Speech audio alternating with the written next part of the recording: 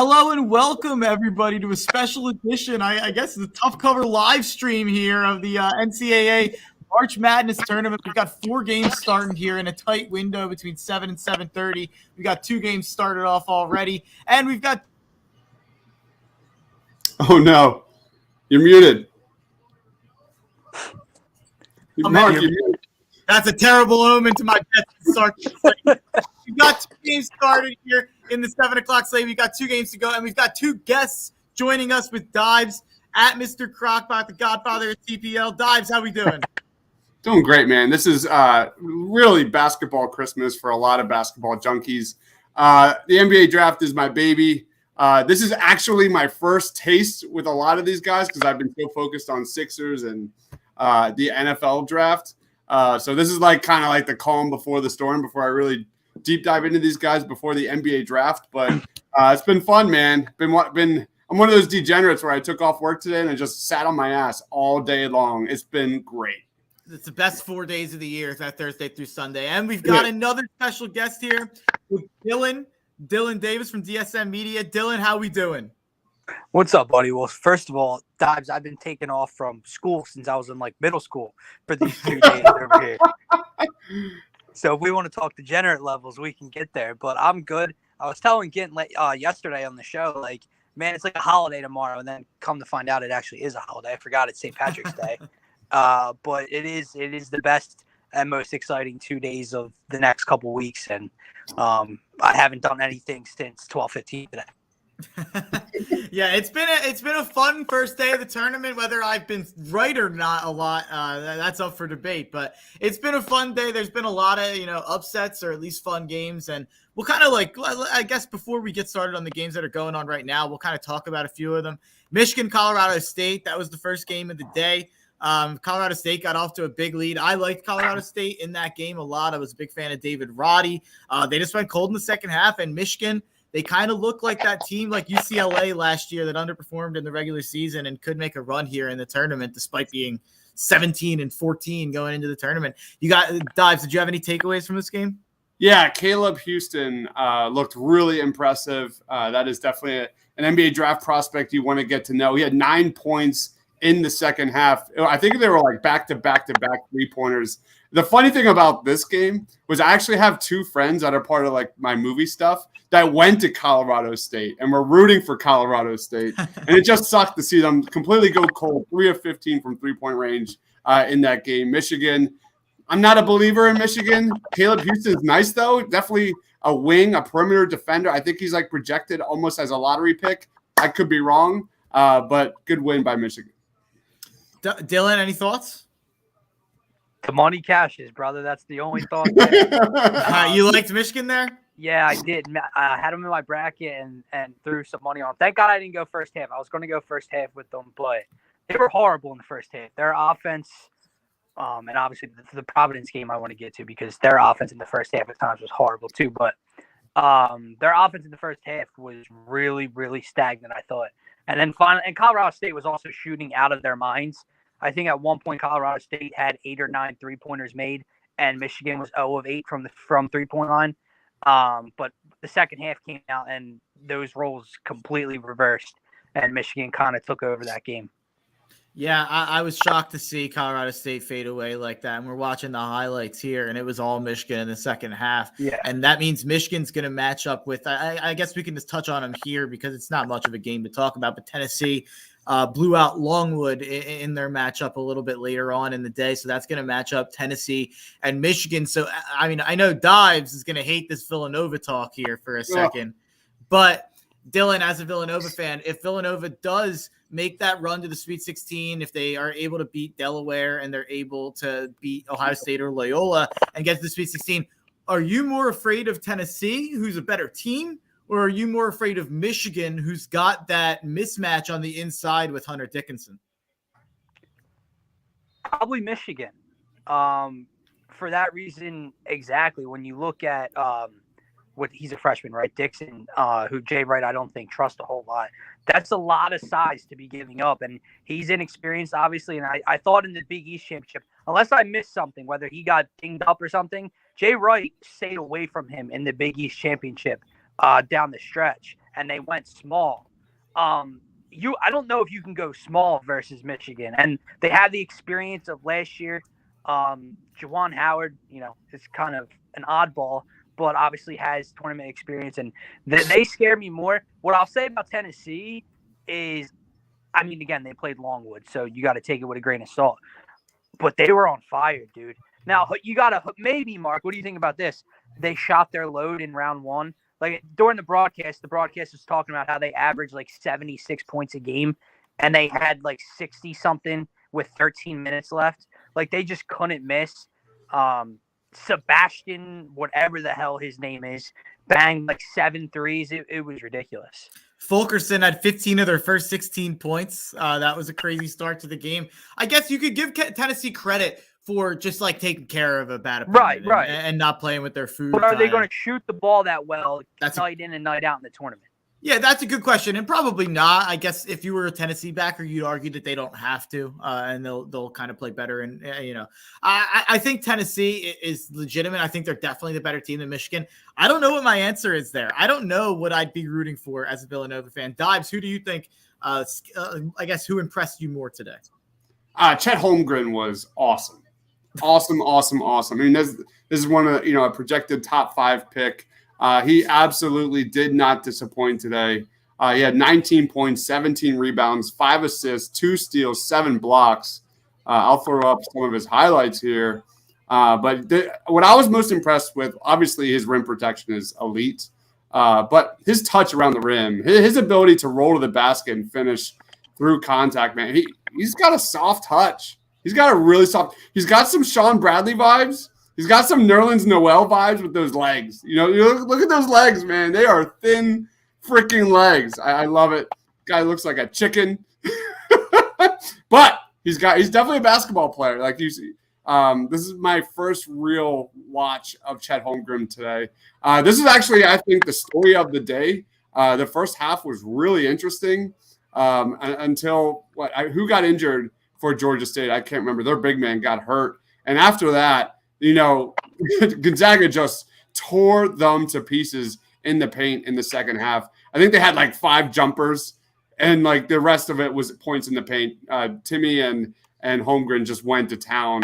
It was kind of sad to watch because Georgia State really fought and played hard for a time there. The rebounding was neck and neck. That's how much Georgia State was battling in this game. So I liked Holmgren. I think he's pretty freaking legit.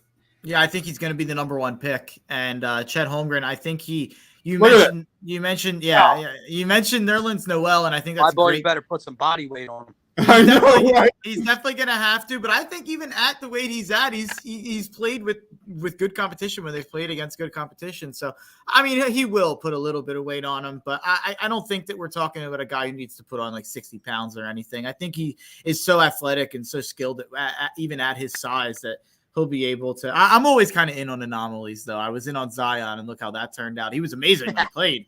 Zion's been amazing when he played, but obviously – that has not been very often. But Chet Holmgren, you mentioned Nerlens Noel. Like I said, Mo Bamba is the name I always come back to, but he's the rich man's Mo Bamba, the guy that I thought Mo Bamba was going to be in the draft. The reason that people wanted to take him in the top 3 and the reason he went in the top 10, because he could be that Nerlens Noel on defense while stepping out and hitting, what does he hit? 1.5, 2 threes per game. And I think that at 41% from 3. So Chet Holmgren is a guy that, I think he's going to translate really well to the NBA. I think it's going to be interesting to see where he lands. I have a couple buddies who are actually Pistons fans. Somehow I know multiple Pistons fans, and they always are like, Paolo or Chet Holmgren or Jabari. And I think Chet would fit really well there with Cade and with Isaiah Stewart as a big. I think he probably does need to play the 4 in the NBA. Another guy that I liked, I'm going to butcher his name because I'm so bad with pronunciations, but for Baylor, Jeremy Sohan, something. Yeah, I think it's Sohan. I know it's not Sochan. That's how you want to say it, but I think it's Sohan or I don't know. He had the dyed hair, right? Yeah. Dude, he has a jumper, man. He's Dude a was lottery. great. He's the potential lottery pick. Very impressive. Very impressive. I think he had like 16 or 17 points. Did very well from three. Has nice size. I'm looking for shooters. I'm looking for perimeter defenders. I need spot up shooters, 3-and-D wings, all those kind of things for the Philadelphia 76ers in the draft. They're probably not. This guy's probably not in their range, but he definitely impressed today. Yeah, we don't have. I mean, what's our range for the Sixers this year? Second round. Yeah. So that's what I thought. So unless they make a trade or something like that. But I love the second round though. Oh my god. No, of course. I haven't dove too Daryl Morey got hosed. What's going on? No, you guys were talking about draft picks, and when he made the trade, Stephen A was talking about how he got hosed because he gave up the first round pick this year. Oh yeah. I mean, we won't get too far into the Sixers. Are you pressing the panic button, Dylan? Hell no. No dives. No, I mean it never was about this year. I think they could get probably out of the first round. I think you're going to see. Man, you're underselling them. I think you're going to see Embiid and Harden live at the line, through round one. But their lack of depth, Doc's lack of adjustments, just their lack of shooting is going to haunt them when they go up against some of the more athletic, deep teams in the Eastern Conference. I think getting out of the second round is going to be tough for them.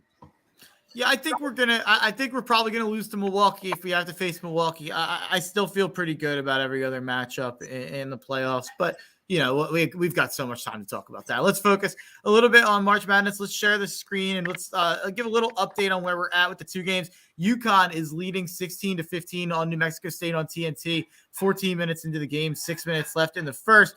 Yukon with a 1-point lead, like I said, and then also another surprising result here. So far, St. Peter's up 15-12, 15-13 now on Kentucky, 8 minutes into the first half. What's going on, Dodds? I know you've got that game going on. Yeah, so I've got that game. I mean, 12 minutes in, it's a very low-scoring game. 5 minutes in, it was like a 5-2 ball game. Not much offense here, obviously. I'm watching this dude for Kentucky. Again, I'm going to butcher this name, Oscar Tshiebwe. Yup, there you go. You got it. Tshiebwe has 3 points, 1 of 2 from the field, 3 rebounds. Nothing great. Again, nothing really happening with this game here, but kind of like that Gonzaga game a little bit. Like Georgia State gave them everything they could handle, but it wasn't enough in that second half. Maybe we'll see the same thing here. So I went on Sean Brace's show at 5:30, the Daily Ticket on Fox PHL, The Gambler, and he asked me my thoughts on this St. Peter's Kentucky game, and I said, it's a styles clash because Kentucky they want to hang 100 on you, and St. Peter's, they're a top 5 defense. They want to play 55-50 games. St. Peter's plays in a bad conference, so you didn't know who would force the tempo. You figured Kentucky would force the tempo, and obviously that could still happen. We're only 8 minutes into the game, but so far, St. Peter's obviously forcing Kentucky to kind of play slow and play in a half-court offense, and that's why we're seeing it so low scoring. People out there that bet the under, they've got to feel pretty good about both of the games that have started here with New Mexico State, Yukon, and St. Peter's, Kentucky. Am I wrong? Indiana has not tipped off yet, correct? They haven't, and I have a question for you, my bracket master. So problem, one of my Final Four teams that lost earlier, my only loss today, is a 5 seed. I didn't realize when I placed my recent 2 bets before I came on here, I took both 12 seeds. So talk to me about the issues I'm about to have because I can't foresee 3 12 seeds winning today. There have been years that 4 have done it. So who knows? I think all bets are off. I love you. All bets are off on this year. We've already seen this is going to be a chaotic tournament, and maybe that happens in the first round. Maybe that happens later on. Maybe we see some crazy Elite 8 and Final Four teams. This is not a year with clear-cut contenders like many years in the past have. I mean, we saw with Gonzaga today. They were the number 1 favorite. They struggled with Georgia State in the first half. If Gonzaga struggles with an actual team like that in the first half, who knows what happens? So follow-up, 16-15 Yukon, New Mexico State. Who does that favor? A lower scoring game like you mentioned. Yeah, I think both of these teams want to play lower scoring. I would say it favors New Mexico State because if you're the 12 seed and you're the underdog going into the game and it's still close and it's a low scoring, 18 to 16. Oh Now New yeah, Mexico as they State takes the splash lead on a one, three-pointer, as we're talking about it here. So I think you've got to say advantage to the Aggies there so far. If you're the 12 seed, all you want is you don't want to immediately see that the moment is too big for them. And we saw that with a game that I'll bring up here with Providence and South Dakota State. You saw pretty quickly that the moment was too big for South Dakota State. I didn't feel like they had the ball handling or the athletes to deal with Providence, and Providence got up and, South Dakota State made their runs. They got close at times, but they never were able to really get close. So I think that it's good to see New Mexico State's not in one of those situations already. So Dylan, we've both got money line bets. I've got him +7. So, we're definitely, I think at this point we've got to feel pretty good, right? I hope so. I mean, he missed a bunny. What they call it goaltending? They've missed a couple bunnies. I don't know if they just called goaltending. I have my TV on mute, so I can't tell. Oh, yeah, they did. Oh, Hurley's losing his mind. I feel pretty good because when we talked yesterday, we both picked this game out as a 12 matchup that we liked. And I've watched a little bit of Yukon being in the Big East this year with Nova, and I'm not sold on Yukon at all as a 5. So this was the number 1 12 seed that I picked out in the bracket. Oh. And I'll take being up 4 so far. Hey, we have some football news here. What? Packers are trading Devontae Adams to the Raiders. Yep, I predicted this. I better have a tweet about this. Because my buddies have been saying how he's going to stay with the Packers. You know why Devontae wants to go to the Raiders? Why? He played college football at Fresno State with Derek Carr. And they've talked about it before. Devontae Adams has said how cool it would be to reunite and to play with his college quarterback in the pros. That's awesome. That's good. The NFL is drunk right now. They always got to steal the thunder, man. Yeah, but listen, they're still the number 4 team in that loaded division. That's now on paper the best division in the whole league. Hot take. But goddamn, now they just add the number 1 wide receiver in football. Hot take. What if they're third? Over? The Denver Broncos. Wow. I don't see it with Denver. I don't see it with Denver. When the rumors were coming out about Aaron Rodgers going to Denver, I've had the same opinion the whole way. They have a young, unproven, injury-prone roster. All those guys, Bradley Chubb, injury-prone. Yeah, Jerry Jeudy got hurt this year and struggled with drops. Cortland Sutton, that guy can't stay on the field. And these are the guys we're getting excited about. Javonte Williams never handled a full workload. I don't think Denver is that good around Russell Wilson. Russell Wilson, obviously, incredible quarterback. He just went 7-9 with Seattle with a team that I think has a lot of good pieces. I think DK is really good. Tyler Lockett, really good. I think they had pieces on defense that were still pretty good. So, I'm down on this Denver Broncos team. Here we are talking NFL. The NFL got what they wanted. They got what they wanted. Right? Seeing talking about them. Seeing Carson Wentz in Washington colors was just. Weird. I mean that was horrifying. You want to talk about my former favorite Philly athlete a couple years ago, and now it's a laughingstock. But in other news, in the MLB, I don't know if you guys have checked Nick Castellanos' mother's Twitter. I heard about this. I love it. I saw a tweet that she liked a Philly-related tweet, so I said, let me do some digging. So I go on her page and go on her likes, and literally 7 likes in a row are him to Philly tweets. Well, I'll tell you what, if there's 7 likes on her tweet, that's more people. That's more likes than people at this Indiana St. Mary's game. I don't know if there's 12 people at this game. I see so many open seats. It's unbelievable. It's the tournament, folks. Where's this at? I'm ashamed of wherever this is at. Right in San Diego State's on now, too. Yeah, I have that. I have those 3 games on. I'm letting Dibes cover us on Kentucky. What? I've got 3 screens going on, so I can pull Kentucky up on my phone. But I tend to, unless they get close, and I guess we could say we're officially in the close zone with St. Peter's and Kentucky.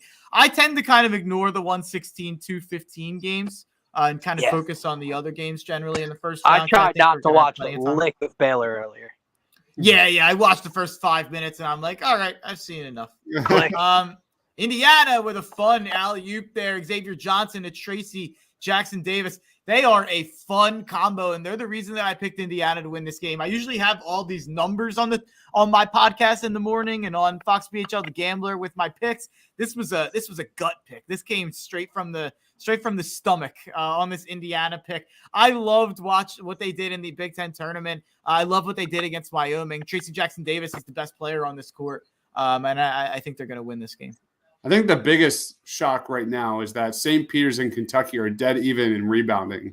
Wow. That's a shock. And the fact that, Kentucky's such a, highly efficient offense, only 20 points here, less than half of the first half remaining.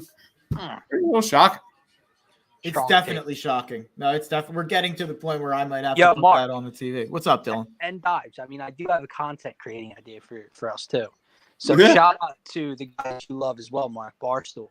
You know how they set up the corner room cameras and they all watch the games together and it's just a live stream the whole time? Yeah. We need to do that. It would be great. It'd be great to do for a big football. Especially big football if we're Sunday all betting on it and shit. Yeah, a big football Sunday or I think or NBA playoff, something like that. There you go. Look at you. It's just baseball.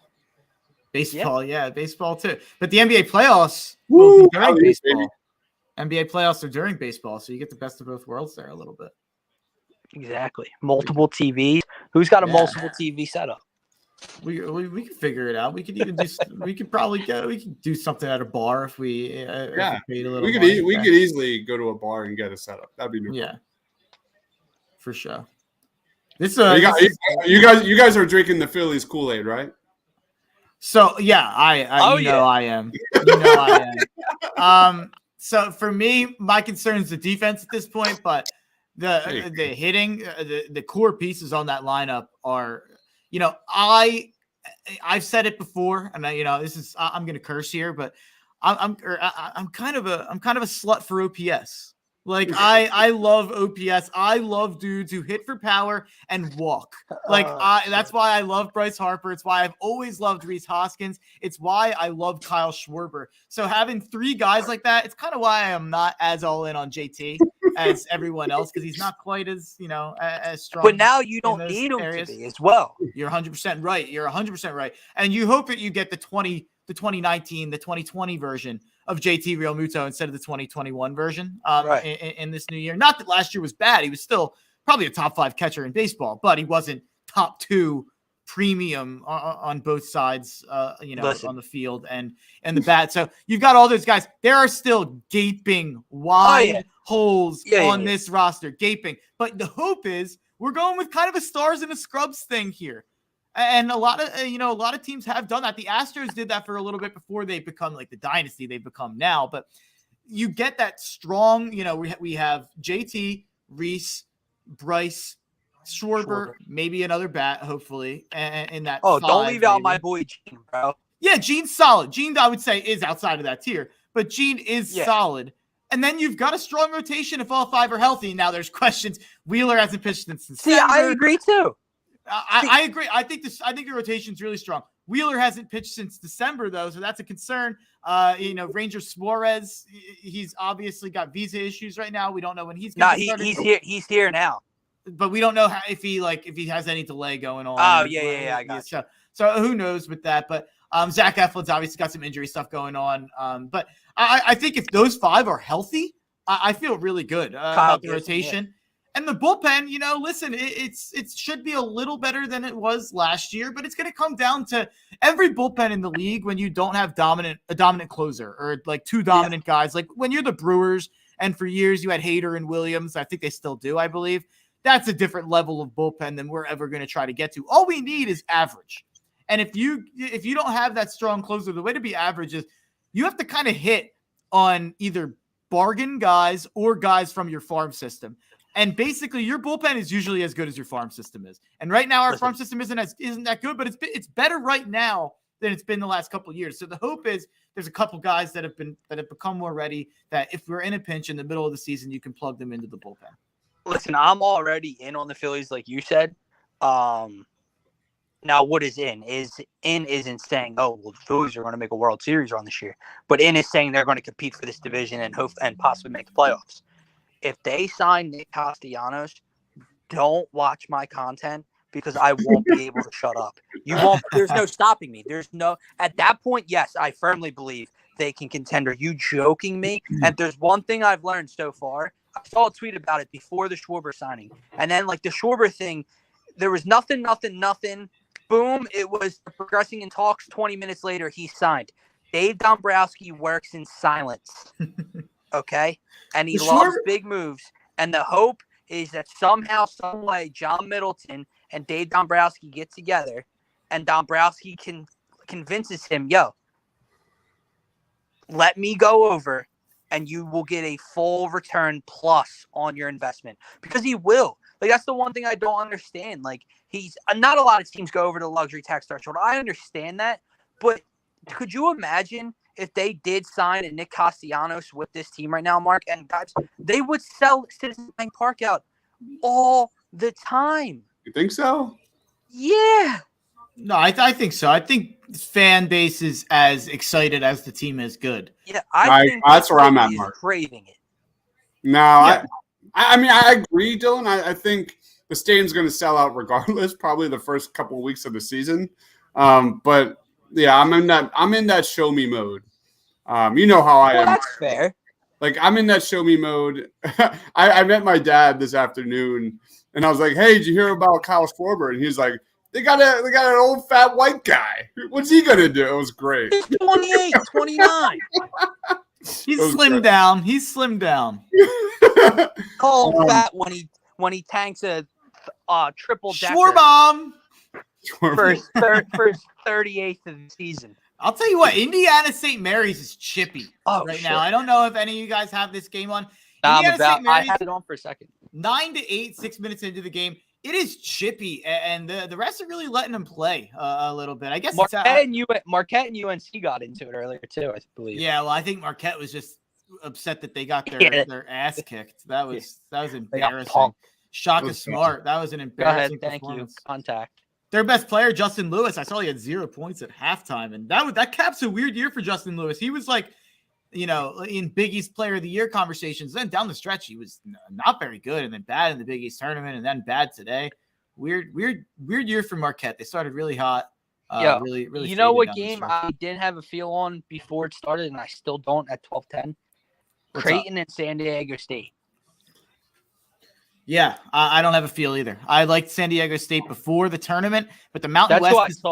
The Mountain West is now 14-32 in their last 46 games in the tournament, which is an embarrassing number for the Mountain West because that counts like those good San Diego State teams for years with the Kawhi Leonard, and those teams went on some runs. So, they have not done much as of late. So I picked San Diego State.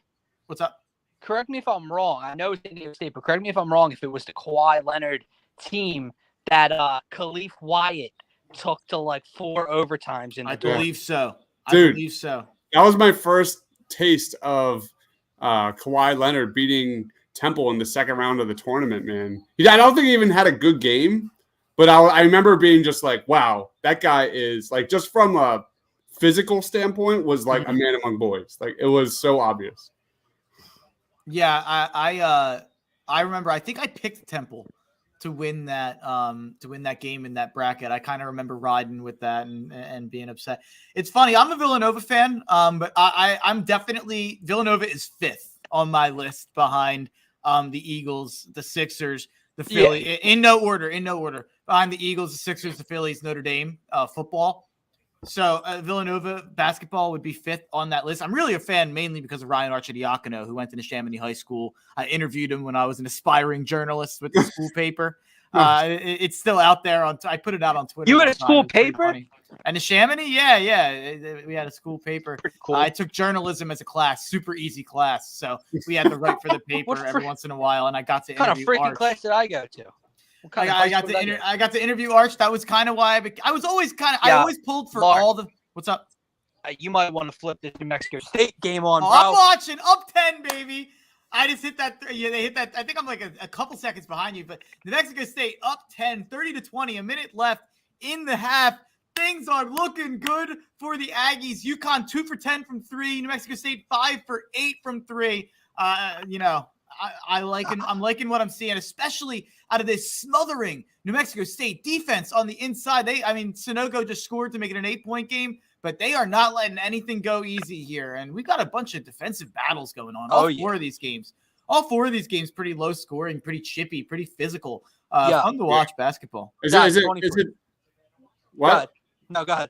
I was just saying, is it too soon to be out on this Oscar guy? Oh, wow, what a take. He averaged 17 and 15 this year, but he's a throwback. He's a throwback type of big man. From what I'm watching right now, just a low post that would make sense. Type of guy. That's not what I'm looking for. So, it's a good game so far. St. Peter's is battling for sure. Kentucky seems to be going in spurts. They get a couple buckets, then St. Peter's comes back. So it's pretty much dead even right now. Yeah, these are fun games right now. All 3 of the 4 within 4 points. And then New Mexico State, an underdog, up 10. When we get to New Mexico State gets to halftime, I'm going to start looking at the live lines for a couple of these and talking them out and seeing if there's any value there. But what was I just going to bring up real quick here? I want to talk about Jalen Durham at some point. Oh yeah, we can do that. Let's wait until a couple games get to halftime. We should have a time where there's 2 games. Nice! Oh, that was a nice alley-oop here. I couldn't even tell you who that is. Clock running down. 4, 3, 2, 1 for Yukon. Yukon could not get a good shot off at the half. Really, that was a pretty contested look. Loving what you're seeing out of New Mexico State. Danny Hurley not looking too pleased going back to the locker room, which I know Villanova fan Dylan agrees with me in. But what I was going to say, Dives, before the Ryan Arcidiacono connection that I had to Villanova, I rooted for all Philly basketball. My dad went to LaSalle. My mom actually went to both Temple and St. Joe's at different times in her schooling history. Yeah, she went to both Temple and St. Joe's, which is funny because she roots for Villanova. Because she liked Ryan Arch too. So it's a funny story. She roots for all the Philly schools as well. I always rooted for all the Philly schools. And, I've definitely leaned more Villanova as of late. But let me tell you, I love what Aaron McKee had Temple doing this year with the second most inexperienced team in the country. As long as you keep those guys at Temple, everything, there's so many transfers nowadays. I had a guy named Mid-Major Matt on Twitter. Good follow. He came on my show on Fox PHL The Gambler, and he's a Temple, I believe a Temple grad. And I asked him about what he thought about the future. And he said, I'm nervous that they're going to be able to keep those guys because he thinks that some of them are going to transfer to bigger schools now that they showed that they can do something, at least in the AAC level. If you're able to keep, Dunn, Battle, I'm missing names, Jourdain, I'm blanking on a couple names here. But if you're able to keep those guys around, I think Temple, my prediction was, I think they make it to the Sweet 16 at least of a tournament in the next 3 to 4 years with Aaron McKee. Yeah, no one expected Temple to play like that. Would they finish like 16-12, 17-12, like something along those lines? They had a not so great finish against Tulane. They just couldn't shoot. They just weren't hitting shots. This Kentucky game's getting pretty intense. Tie game, or now Kentucky just took the lead there. Yeah, there's dunks and alley-oops, and this is getting the tempo's gone up big time. Yep, yeah. I was just gonna say the I'm ahead of Dive, so I don't want. Oh, that's goaltending. You're fine. You can talk as we go. We'll see it. So Kentucky's up 2 here. No more. ESPN a little bit behind. Hot seat ESPN. Well, I have YouTube TV, so I'm always behind. No, I just have the scoreboard here. Is Indiana on? St. Peter's going to do it, man. They're playing with some heart, man. Let's go. Dives is in on the St. Peter's. Hell yeah, man. I'm always root for the upsets. Any second round guys there out of St. Peter's? No, I don't know. St. Peter's, fun fact, top 5 defense in the country. And also another fun fact, they were the second most profitable team in the country for the gamblers out there. So if you would have bet on every team, every game, obviously that's not how it works, but St. Peter's would have made you the second most money out of any team in the country. I want to say Long Beach State was up there. Maybe might have been first. Gentlemen, I'm getting yelled at, so I'm gonna hop off for a little bit. Okay. How long are we keeping this thing moving? So I'm at least going to the end of all 4 of these games, and that's I'll be back. And that's going to cross over into probably some of the other games. So who knows? I've got nothing on the docket tonight. So if we've got we might be on here till 1 a.m. Oh, no, I won't. Anyone's welcome to join or leave whenever they want. You're welcome back whenever you want. All right, fellas. Awesome. And maybe we might even go down and leave the stream running for a little bit if we want to take a little break at some point. But we're going strong. Here's some more notes on St. Peter's. They were 5th in the nation in field goal defense. Teams just make 38% of their shots. St. Peter's has 8 players that average over 5 points per game. So they're very deep, but not one of those guys is over 6'7". St. Peter's ranked the top of the conference in 3-point shooting at 36.2%. They also have the second fewest turnovers per game and the number 35 ranked defense. And look at the rebounding numbers here. This is a tie ball game with 3 minutes left in the first half. St. Peter's has 11 boards, 3 offensive. Kentucky has 14 boards, 3 offensive. Kentucky's 2 of 6 from 3-point range. Wow. This is definitely going in the hands of St. Peter's right now. The way this is playing right now is definitely in the hands of St. Peter's and the Peacocks. The Peacocks. I love that. I forgot they were the Peacocks until that might be my favorite. Wow, that's awesome. I didn't know they were the Peacocks, and now I want them to win even more. Dibes is peacocked up. He's ready to. I'm a peacock. I'm a peacock, Mark. You gotta let me fly. Other guys, where does that rank? For you on Will Ferrell movies? It's up there, man. Up there. Is it top 5? Is the other guy? These are the important questions during a March Madness live stream.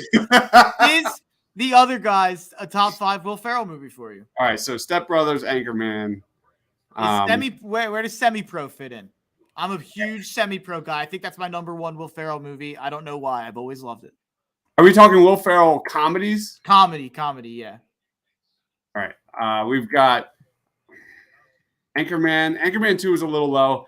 Zoolander is definitely top 5. Old School's top 5. Old School's got to be up there, yeah. I don't think it makes it. Would you include Night at the Roxbury? Yes. Night at the Roxbury is a freaking classic. Talladega Nights is a freaking classic. So here's I love Talladega Nights. Here's my problem with Talladega Nights. How long is Talladega Nights? It's 2 hours long. The first hour or the first 45 minutes, you could put that up against any comedy of all time. Yeah. I think it starts to drag after that. I think you could say the same with Step Brothers a little bit. The first hour and a half of Step Brothers is amazing, and then the Catalina wine mixer on, it's amazing. I could do without that 20 minutes in between. I'm a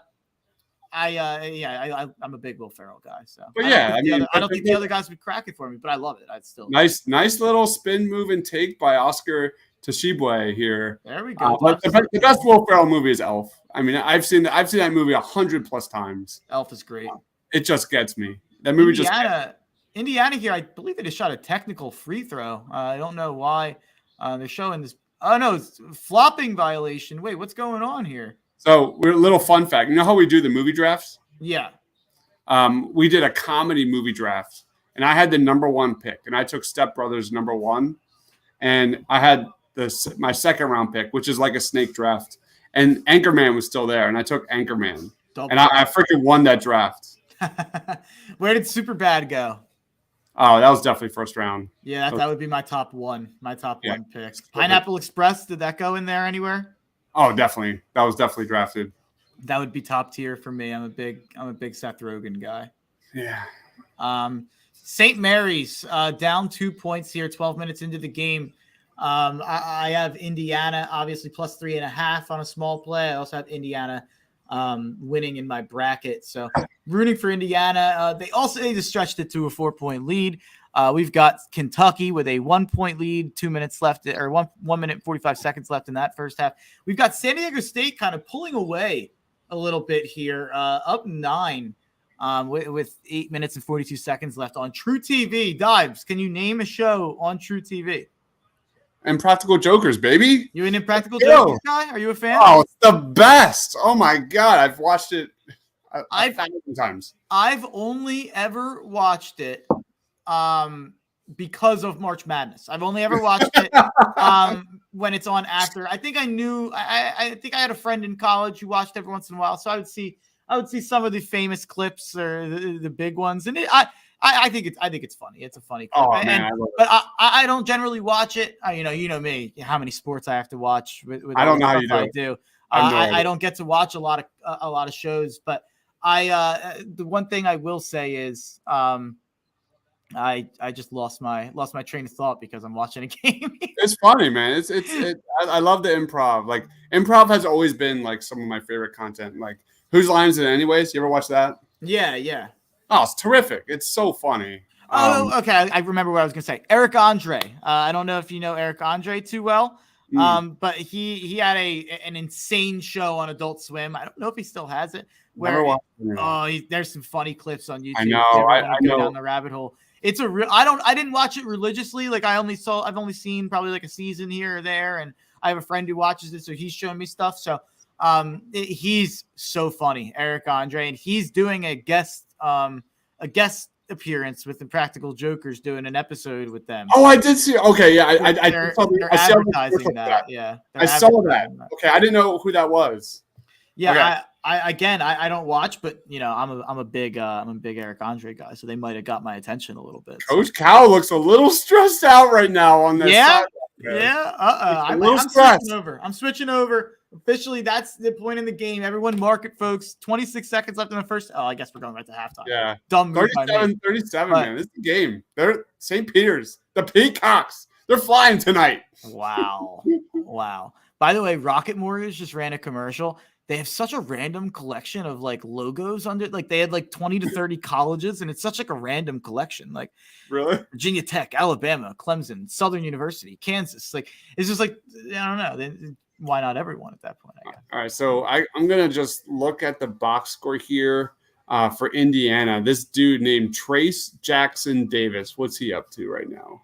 That's the guy I've been telling you about. But yeah, 6 points, 2 of 4 from the field, and a turnover right now. It seems like they're kind of Indiana does this thing where sometimes they don't run it through him, and it doesn't feel like he's getting enough touches. Just from what I've gleaned, it feels like they're kind of, playing a little bit too much share of the basketball, and everyone is kind of getting their chance and getting their turn. I kind of want to see Tracy Jackson Davis take over, and that's what they've been doing late in games in the last couple of games, and that's why I like Indiana in this game, because I do think eventually they're going to start getting him the ball. Well, the good news is, we've got New Mexico State, Yukon. That's a 10-point game. That's anybody's game. We've got a really good game here with Kentucky and the Peacocks.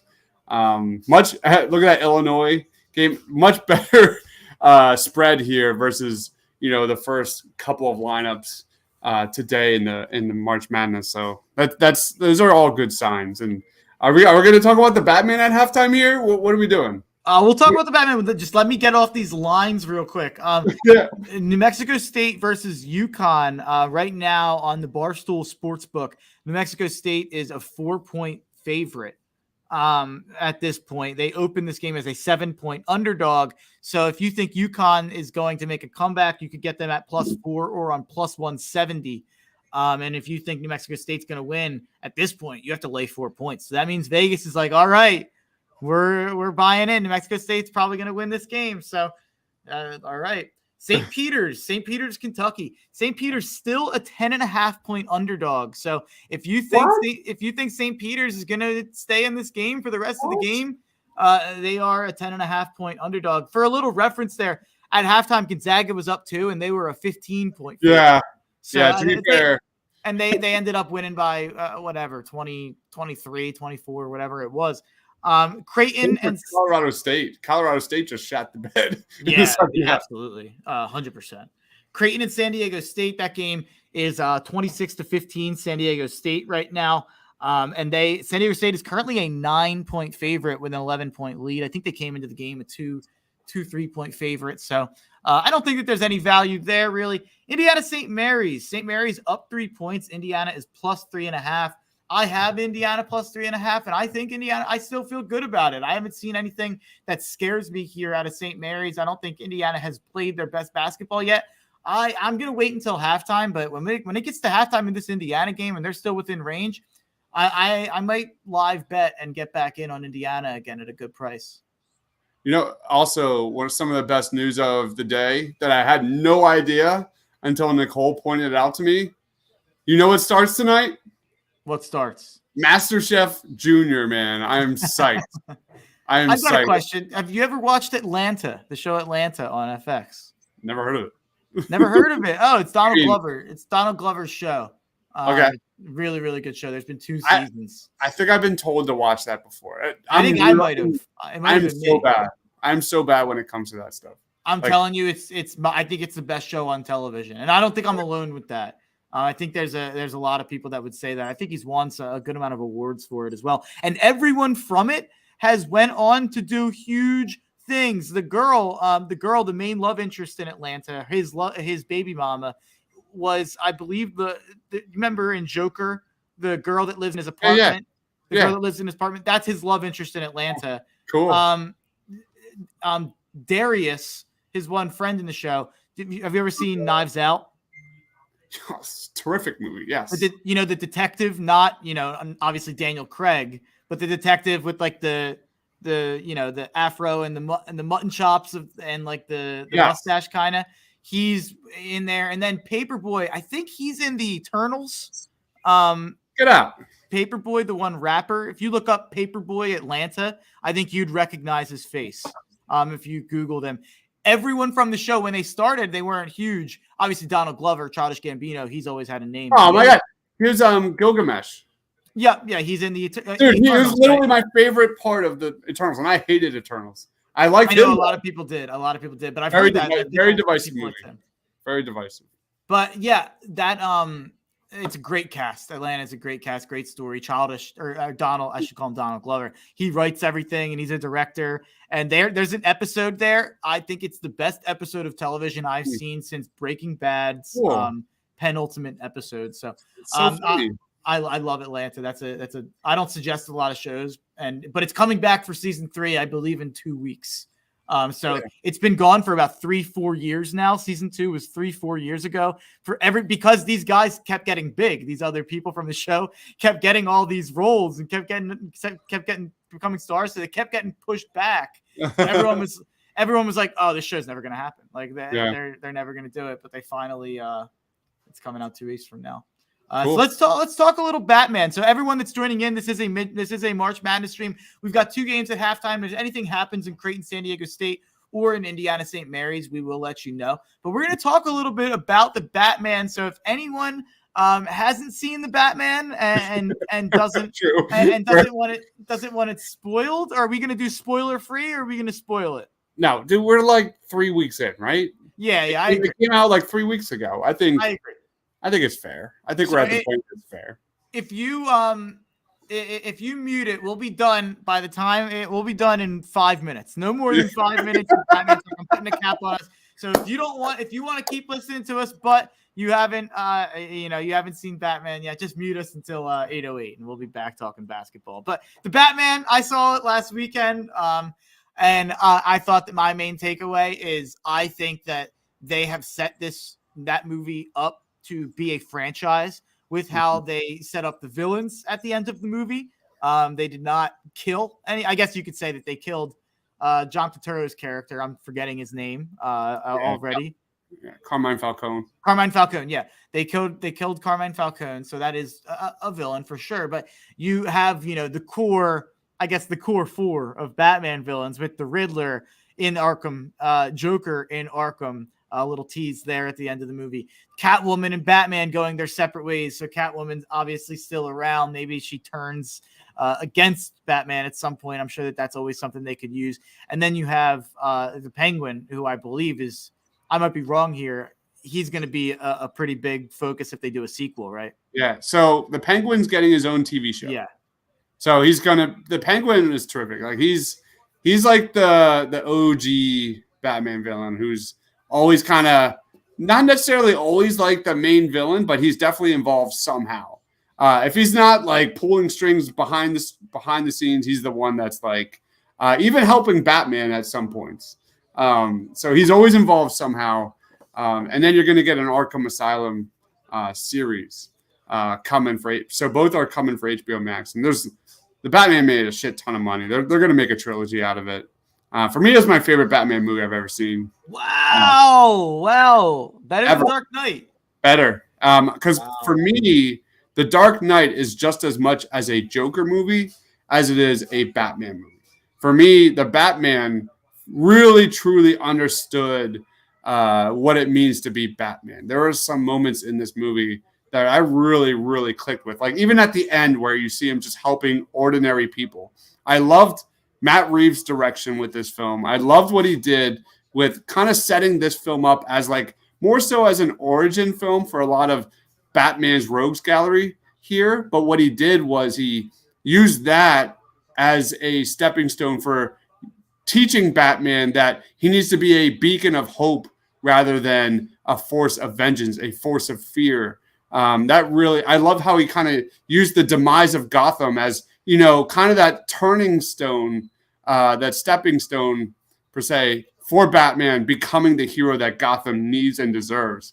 That was just so beautifully well done. There's so many great taxi driver moments in this movie, so many great Chinatown moments in this movie. If you ever seen the Robert De Niro and old Jack Nicholson films, even there's a lot of Batman Year One in it. It was just gorgeous, man. It was, for me, like the sound, the editing, the cast, the Batmobile scene. I saw it in IMAX, man. That shit, like Dominic Toretto would have been pissing his pants in that sequence, man. It was awesome. So I've got two questions. One, just a brief question. Gotham's always been New York City, right? Like that's always been kind of understood. This one, it was literally New York City, Gotham Square Garden. Like they copied the landmarks. Has it always been like, this is just as like a casual fan from the outside, has it always been like Gotham's New York City or like, yeah. Okay. So anyway, moving on to the next question. And then the Riddler. I think the Riddler stole the movie. I think the way that they did it, I heard that, I think that the director based it off of the Zodiac Killer. Which is pretty evident there. What did you think of that choice? Is that like, that's a director choice, right? There's no like comic books that lead you to him being like a serial killer type guy like that, right? Or is that something that is in the comic books? Yeah, I mean, the Riddler has always been like a true psycho, but I would say that take on the Riddler was definitely pretty original. I like how he modernized the Riddler. Like, I love the use of social media. Like I kind of mentioned there, Taxi Driver, if you've kind of seen how like a suffocating city can, take the loneliness of a guy and literally just crush his soul and kind of turn him into a force of evil versus those are similar vibes, similar themes that we see with the Joker. So when we were watching like this halfway through, I knew it was coming. I knew it was like, because you're going to see a lot of that come the sequel. And I don't think the Joker is going to be in the sequel. He might have some scenes, but I don't think he's going to be the dominant villain in the sequel. But the Riddler was awesome because he won. Like I really enjoyed the fact that the Riddler won at the end, but the Riddler might have won the battle. Batman won the war, and that's a really cool kind of concept that Gotham had to go down in order for Batman, Robert Pattinson's character, to really realize that, he can trust others like Alfred. He can become something more than just suffocating in his own, trauma, suffocating in the ghosts and the shadows of his parents. It's really, really a beautiful film. So who was playing Joker in that scene? Do we know that already? Who is playing Joker in that? Yeah. It's the guy from Eternals. Barry something. I can't remember I can never pronounce his last name. But he looked good. It was more. Have you ever played the Arkham Asylum games?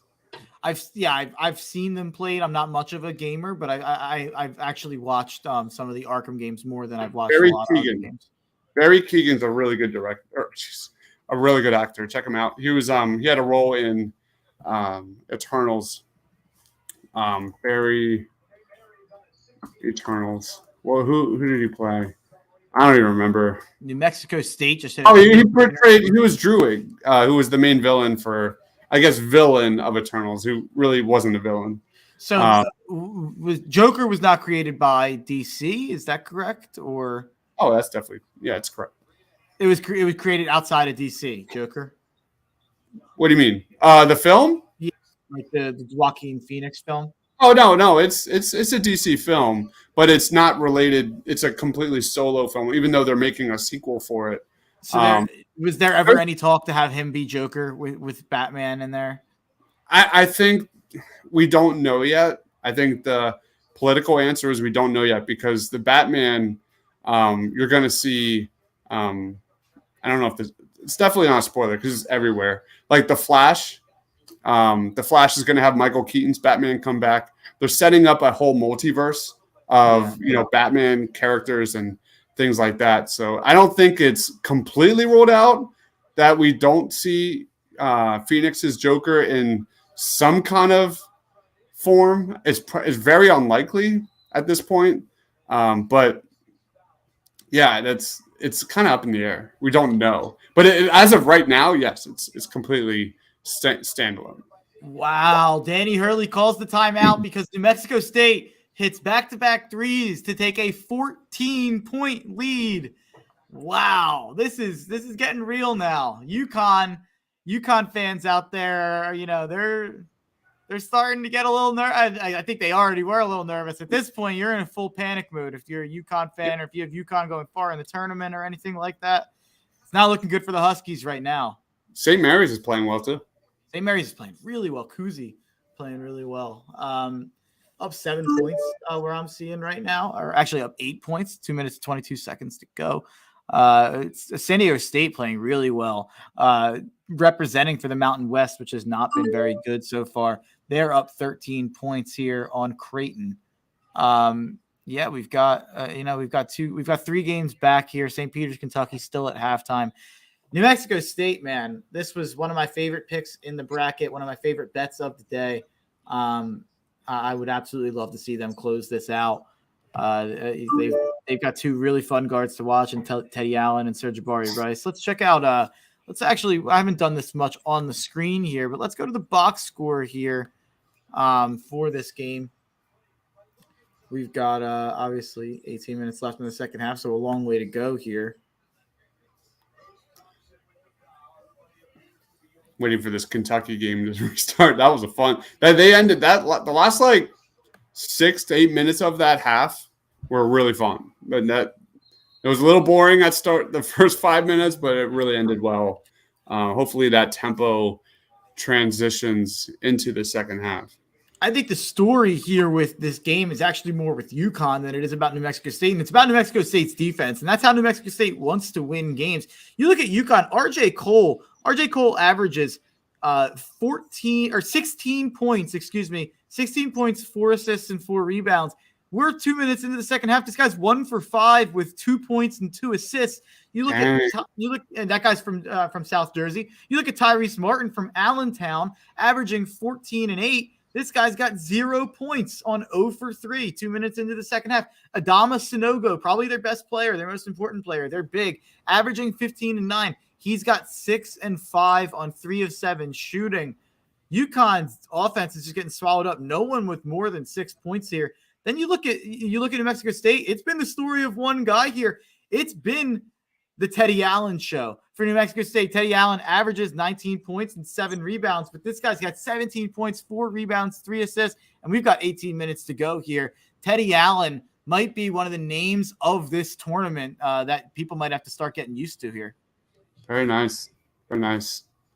So he's from Nebraska? Is that where he's from? What, Teddy Allen? Yeah. Yeah, this guy. I wonder. I'm gonna take a deep dive in. He was really really good this year, and he rebounds really well. 6'6" guard, tall. I mean, pretty tall guard. So I mean, this is a guy. He's a junior here. He averages 1.2 steals per game this year, 2.6 assists, shoots 32.7% from three, 86.7% from the foul line. Let's take a deeper dive here. How many threes is he taking per game? Yeah, he transferred. This guy's a three college guy. Transferred from West Virginia to Nebraska and then all the way to New Mexico State. This guy's taking 6.6 threes per game. So he's taking a volume amount of threes, taking a volume amount of free throws too, with 5.4 free throws per game. This guy's kind of a 3-level scorer, it looks like, here for New Mexico State. This guy's a guy to watch for sure. Teddy Allen, 6'6" guard, New Mexico State. He's got to be older too. He started his college career in 2017 with West Virginia. So this is his 5th year in college, that means. So it always helps to have experienced guys in the tournament. St. Mary's really pulling away. Purdue, right? Purdue's very experienced. Yeah, very, very experienced. UCLA, very experienced. North Carolina, pretty experienced.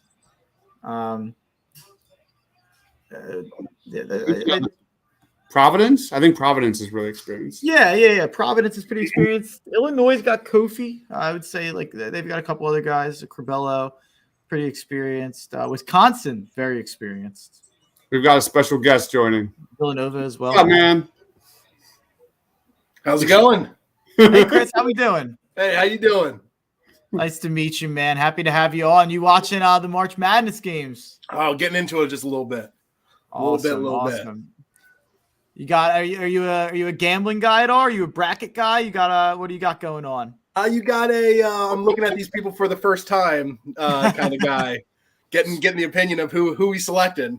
Love it. Oh yeah, that's great. Dives is your guy for that. Dives is focused on that Kentucky game and focused on the NBA draft for the prospects here. Dives, you got any thoughts for him? Kentucky. I mean, you've got, if you want, you're a Julius Randle guy, right? You love yourself. I've loved him. Absolutely. You love the old school power forward, big wide shoulders, can bang down low. That's this Oscar Tshiebwe. I'm gonna fuck that up like probably 15 times. You got it twice now. You're good. Tshiebwe. But yeah, he's an interesting player. Kentucky's getting a little handled down low, which is completely shocking.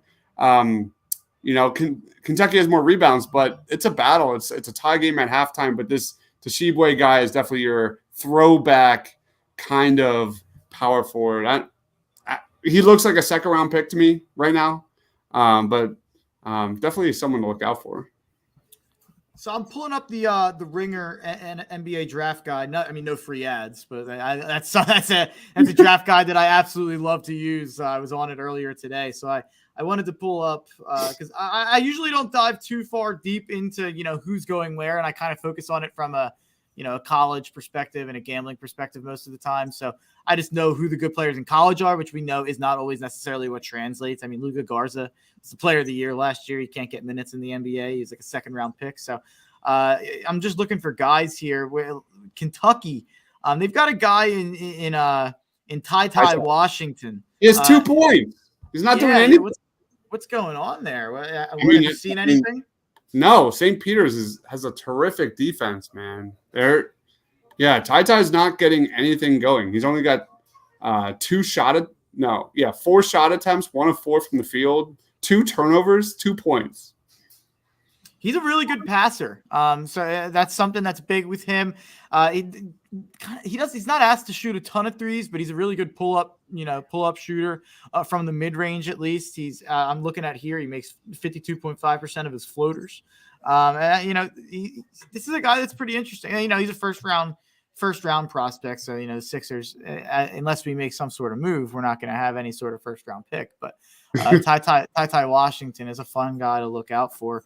6'3", I think he's kind of long, kind of lengthy. So, Kentucky always seems to have these guards that are first round picks. It's crazy. how many they consistently have. I'm kind of looking for other guys that are playing today here. Yeah, the Trace Jackson Davis out of Indiana. He has 10 points, 4 of 9 from the field. That's definitely a name to keep an eye on right there. That's definitely a draft guy right there. No real big guys in New Mexico versus Yukon. So not much going on right now. Chet Holmgren was the biggest story of the day so far. Just a monster. Did you see those stats or the highlights, Coyle? Yeah. Oh, yeah, so I was watching that game, and I can't think of who he's going up against. The big guy that fouled out in the first half was giving him some trouble, and then as soon as he out of the game, he kind of like just took over. So I was kind of like a little bit upset that they didn't have a second, so that they may run into some problems if they run to a team that has a 1-2 punch in some bigs, that kind of, because he was kind of getting thrown around. He needs to put some hit the gym a little bit, put some weight on. But he was an absolute monster once the other center kind of fouled out and got into the trouble, and he just took over. Here's another big that I really like, Jalen Durham. I mean, just a big body, another throwback kind of big that thrives on rebounds, offensive rebounds, energy down low post guy, but seemed to have really good feet. Definitely has pretty decent hands around the basket. Jalen Durham is he was a really high, like a really big time recruit. I question kind of like his ceiling in the NBA. Definitely a throwback guy. But he was a fun watch. He almost reminded me a little bit of like a lighter Dwight Howard in some regards. It was fun. Kentucky's actually they have a guy named Shadon Sharp. He's not playing. He's like a top 10 pick. Yeah. I can't remember exactly what it was. Something with in early enrollment or something like that. And I don't think he met the eligibility requirements for it. And I forget exactly what the reasoning was behind it, but it's a shame he's not playing. Kentucky would be even better, even more of a championship contender. I guess, I thought they were a championship contender, but here they are struggling with St. Peter's. So, maybe they're not. But Kentucky St. Peter's is getting ready to start, man. This is the game. It's coming back at halftime. Looking at how this is shaping out with St. Mary's up 12, with San Diego State up 11, we might be in a situation where maybe we end the stream or we leave the stream vacant for a little bit after the end of these New Mexico State, Yukon, and St. Peter's, Kentucky game. Maybe I'll reconvene a little bit later for some of the better games. But we've got two really fun games right now with New Mexico State and Yukon. Yukon kind of storming back. Yukon down 7, 15 minutes to go.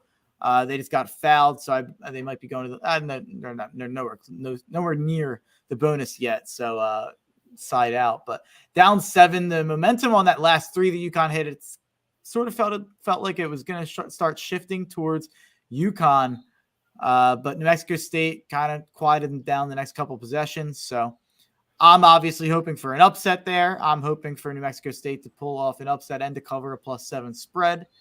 We got a jump ball. This is a physical game here. All these games are kind of physical. And St. Peter's, Kentucky, that is a crazy one. Tied up, 19 minutes to go. Like 5 guys who are probably going to be in the NBA on Kentucky versus no one who is going to sniff the NBA or, maybe even play overseas on St. Peter's. Like, that's a pretty crazy thing. Like, I mean, that's what the tournament's all about. This is March. This is what it's about. Yeah. This guy for St. Peter. Oh, go ahead, Coyle. Sorry. I was gonna say you kind of talked about the New Mexico. I'm absolutely in love with this New Mexico Yukon game. This is the kind of basketball that I like, where it's just a physical kind of like, it looks like it's like a punch for punch type of game, where it's just, you can tell that these kids are like playing with everything that they have. But it's just a fun game to watch. No, have you seen Michigan play? They like to play punch for punch. What'd you say? Have you seen Michigan play? They like to play punch. That's pretty good. That's pretty good, Knives. That's a top 5 joke I've ever heard you crack. That's a good one. All right, so this Daryl Banks guy is tearing it up. 16 points for St. Peter's, the Peacocks. Yeah, I had in my notes. He's their best player. Yeah. 11 points a game. He's 6'3" junior. He is shooting 36.4% from three, man. He's having a day. This is the game of his life. Oscar Tshiebwe. I'm a little bit ahead, I think, but Oscar Tshiebwe just got a rebound after a miss and put it right and got fouled, and he looked like a man among boys on that play. It's like, why can't you just do this the whole game and dominate? What are you doing, Oscar? Kind of looks like a less talented Julius Randle. How tall is he? How tall is Oscar? Tshiebwe? Yeah. I'll tell you in a second. I missed the first. I would imagine like 6'8", 6'9". Wow, that's crazy if he's only 6'8" or 6'9", getting 15 rebounds a game. 6'9", 255. Wow, that's incredible. I figured he was like 6'9". Who was the guy that I was really impressed with out of Iowa was Keegan Murray. Oh, he's unbelievable. He's a wing with a ton of length. I was just watching him and he's a big guy for a wing. He didn't have a good game at all, but he had a couple buckets late in the game. But that was definitely a big name. He was really impressive from a physical standpoint. They were down 3 with I think like a minute or two left.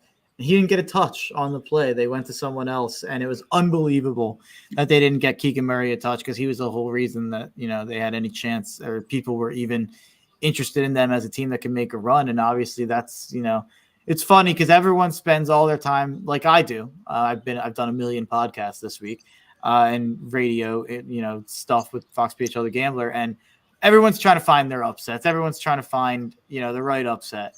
And the upset is obviously always going to be the one that we don't see coming. So everyone looked at like the 2-5-12 games with the Wyoming Indiana winner and with UAB, and that could still happen. I mean, both these games or that game's the one game's still going and the other game's tomorrow. But no one was talking about New Mexico State Yukon, and I was kind of talking about that and saying everyone needed to focus on that, and no one was talking about Richmond against Iowa. And those, of course, are the two. Richmond wins, and now New Mexico State's winning. The upsets always come where you least expect them. Mm-hmm. Yeah, I mean, this kind of both games where I'm kind of going back and forth. I mean, Kentucky looks like they're just missing like layups. Yeah, did you see that, Will? They can't make a basket. Yeah, the game just went back and forth for about 4 different possessions, and it led to a St. Peter's transition 3. St. Peter's is up 40-38 here. It's getting a little sloppy. It's getting a little sloppy. Oh man, Kentucky just had a terrible possession. Yeah, it's their past probably like 3 possessions have just been, either one they're driving, getting blocked, and just making terrible decisions with their shots. Kind of looks like a Sixers offense. Coach Cal is not happy. Oh man, he's getting to him now. I love it. Wow. I'm not a Cal hater, but I'm no sort of Kentucky fan or Cal fan. And I don't have Kentucky going far in my bracket anyway. I only have them to the Sweet 16 and losing to Purdue. So, wow. I mean, this is the kind of basketball you see when it comes crunch time, when you have one and dones, when you have like these teams. It's what you're seeing with a lot of these, like you were talking earlier about what was it, Richmond, Iowa? Yeah. And that whole Richmond team, wasn't that all a bunch of like returning seniors that kind of came back? Or no, it wasn't that. That was Richmond. No, yeah, you're right. With just a bunch of people returning, coming back, they knew they had something special, and they put it together. So these one and done, you tend to see when things start to become a little bit more to that crunch time, lots of turnovers, and you're seeing like easy baskets in the regular season. Tighten up. Things start tightening up when a team's going 100% all the time. So I'm seeing their coach's name is Shaheen Holloway. Apparently, this guy is like a New Jersey high school legend. And he played at Seton Hall. Their head coach. Fun fact. They're in the MAAC, the Metro Atlantic Athletic Conference. They play in a really weak conference, St. Peter's. So it's crazy to see them competing like this. And New Mexico State is really their offense has to get going here. They're not going to win the game just completely shutting down Yukon. They need someone other than Teddy Allen to step up. They only have a 5-point lead here. Kentucky with a 2-point lead, and then the other 2 games at halftime. You're getting the vibe that the fans are really getting involved in this game. It's kind of getting sloppy, but it's definitely like the tempo is up from, just like we saw at the end of the first half in this game. So this is a fun one. This is really, really fun. I'm not changing the channel. I'm good. I'm watching. State with a 3. New Mexico State up 7. Let's go. Speaking of experience, like the only team that really lacks experience that won was Memphis, right? Yeah. Memphis is a young team, and they did well today. They took care of business. Boise State was not that impressive. Memphis was not that impressive. That Boise offense. I backed Boise a lot in the Mountain West this year in terms of gambling, and their defense is great. They have a really good defense. Their offense, man, that was brutal to watch. They wanted to spend 28 seconds of the shot clock every time until they started to do anything. It felt like it was just brutal to watch. That coach stinks, in my opinion. After that game, that's my take. Kind of talk about your bets. What bets you have kind of coming up that might get some people interested in some stuff? Yeah, my next couple bets, what do I have that has not started yet? I've got a bunch of bets on the Arkansas game. I'll start it out with Murray State, though. I got Murray State at +1.5. They're now at -1.5, -2. I'd still bet it at that. I think they're going to win the game, and I think they cover that 2-point spread. Most of the time when it's a 2-point spread, the spread isn't going to come into the factor anyway. You're picking a winner either way. So I think Murray State handles that game. San Francisco is a team that I don't think should have been in this tournament. 24-9 in the WCC. They went 0-6 against Gonzaga, St. Mary's, and Loyola. I just don't get how they got in without that big stamped win. I haven't been impressed by San Francisco. They're a team that wants to play it really slow and they want to win on defense, but Murray State can win it every type of way, and they showed that they're 18-0 in their conference, winning, I believe, 20 straight coming in here. Murray State, they've got a couple guys and their coach who gained experience on that 2019 John Morant team that won a game in the tournament. I think Murray State wins, I believe that's at 940. And then in the Arkansas game, my main bet in that game is the over 139. The last 6 Arkansas games have went over. Vermont is averaging 75 points per game, and Arkansas is averaging 77 points per game. So I think that over under is a little low. And a lot of people, not me, I tend to lean Arkansas, and that's why I'm on Arkansas -4.5. But a lot of people think that could be close, and a lot of people even have Vermont winning. So as I always say, I think close games help overs. So I think if that game is close, it would only help the over at 139. But I like Arkansas -4.5 because I believe they're 15-2 against the spread in their last 17 games. So Arkansas, the Muss Bus has been rolling. Coach Eric Musselman, former NBA coach, who coached Nevada for a couple of years. Now he's at Arkansas.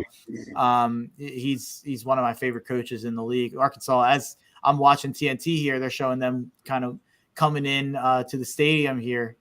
So Arkansas, that's going to be a game that tips off later tonight that I have a lot of eyes on. I also have an Arkansas-Wisconsin money line parlay. So just for Arkansas and Wisconsin to win, that's at -106. So you're getting better than normal odds on just Arkansas to take care of a 13 seed and Wisconsin to take care of a 14 seed. And I don't find Vermont or Colgate as scary as a lot of others do. Okay. Well, I just bet my mortgage. Oh man, that's a lot of pressure. It all. Oh man, Toshibwe with a big time, post move down low M1 bucket. That was a big boy move. They're showing this the highlights from Richmond, Iowa earlier, and Jacob Gilliard. He was a guy who went off in the A10 final against Davidson. And then again today, 24-6-6 against Iowa. He was the biggest reason Richmond won that game. Just a thought since we touched on that game, but I didn't mention Gilliard. What a run what a game for him, and what 2 games for him now to keep them alive, basically winning 2 playoff games in the A10 title game and then in the tournament. And Teddy Allen looks like he could be one of the big winners of the day here with 19 points and less than 12 minutes remaining here in the second half for New Mexico. If they win, not many big offensive scoring outputs today. So he could be among, one of the big offensive guys today. Big offensive rebound from New Mexico State there to keep the possession alive, up 7 with 11 minutes to go here. They're showing the Iowa kids after the game. They are crying. They are just kids, so I will not be making any negative comments. But man, this is classic March Madness. I mean, that is just like quintessential March Madness. Seeing the kids at the podium crying as reporters ask them like vicious questions about their greatest failures. It's like, oh man, it's terrible to watch. But what are you clapping for there, Dives? Is any Peacock news? Great defense from St. Peter's here, forcing the shot clock violation on Kentucky. Kentucky's up 5 right now. Tshiebwe is trying to get the ball down low, and Kentucky's really having a tough time getting him the ball. And St. Peter's perimeter defense is really suffocating. They are really playing hard. And that's as advertised. They came into this game among the best in college, right? So really impressed. If you're Arkansas watching this, almost an N1 for Yukon. Didn't go in, though, so they're going to the line for 2. If you're Arkansas watching this Yukon-New Mexico State game, I don't even know. Initially, I always kind of say, like, if you're a 4 seed and you're watching the 5-12, you want the 12 to win because they'll exert their energy in that first game. It'll be such a huge win, and you'll get an easy second-round game. New Mexico State has looked better than Yukon in this game. They've just outplayed them. So maybe if you're Arkansas, I don't even know who you'd want to win this game at this point, but Dives is pumping his fist for the Peacocks of St. Peter's. What's going on? We got a pull-up jumper, baby. Got a pull-up jumper by Davion Mintz. Oh, man. I take it back. Kentucky had a major bucket. Oh, no. Wow. Number 10 for Kentucky just had an unbelievable physical drive. Beautiful. And finish. Absolutely gorgeous. I believe. Major. That was number 10 for Kentucky. I'm not sure who that is. It's probably Wheeler or Ty. I wish I was better with numbers. I never remember numbers besides like Sixers and Phillies. Yeah, I'll look at it. But it was. It's not Wheeler. Wheeler's 2. Yeah. So I wasn't paying attention. I looked away. Oh, this is a good game, though. This is the fans are into it. Like I can hear it. Like I have the TV down pretty low right now, and you can hear the fans really involved in this game. This is fun. Number 10 on Kentucky's named Davion Mintz. I have no idea who that is. He's a draft prospect. I'm pretty sure. Some second round prospect, I think. So he's right in your wheelhouse there, Dives. Yeah. Yep. I'll be all over him in a couple. I was about to say we're about to have a video out tomorrow on Love that. I've got a month and a half of NFL draft left. And then it's all in on NBA draft. Yeah, I'm in the same boat. It's a grind, man. This is like the true grind. No one really understands. I've been doing this for several years now. It's the NFL draft to the NBA draft. You know what? But no one realizes this. Then it's Sixers playoffs. Yep. Like it is the most ridiculous basketball grind, man. Followed by heartbreak. Oh, what a pass! Oh, Yukon. Oh man, it was a nice little feed from St. Peter's here to a cutting guard, and the guy missed a bunny at the rim. That was a beautiful pass. Beautiful. This team's got more movement than the Sixers. They do. It's true. Oh man. St. Peter's is battling. They are battling. Yeah, you can start to sell. He's starting to get a little worried over here on the sideline. You got Cal? Yelling, yeah, Cal Party's starting to love to hear raise the voice a little bit. Love it, man. Absolutely love it. Well, when is Kansas playing? It's later tonight. That's like 10, right? God damn it. UCLA. So they have a guy that I absolutely love. Me and Tiago scouted him last year, and he was one of my favorites until he decided to stay. Ochai Agbaji out of Kansas has made leaps and bounds improvements on his game. He went from just like a catch and shoot guy, like transition bucket guy, to now the ball is in his hands and doing damage. Is pretty cool. Take a look at Jaime Jaquez from UCLA. He'll be playing tonight. Okay. And he'll be a late first round prospect, I think. He's been so good down the stretch. Yukon for 3. Oh, no. Yukon's only down 1. This is not going well. St. Peter's is really struggling with Tshiebwe right now.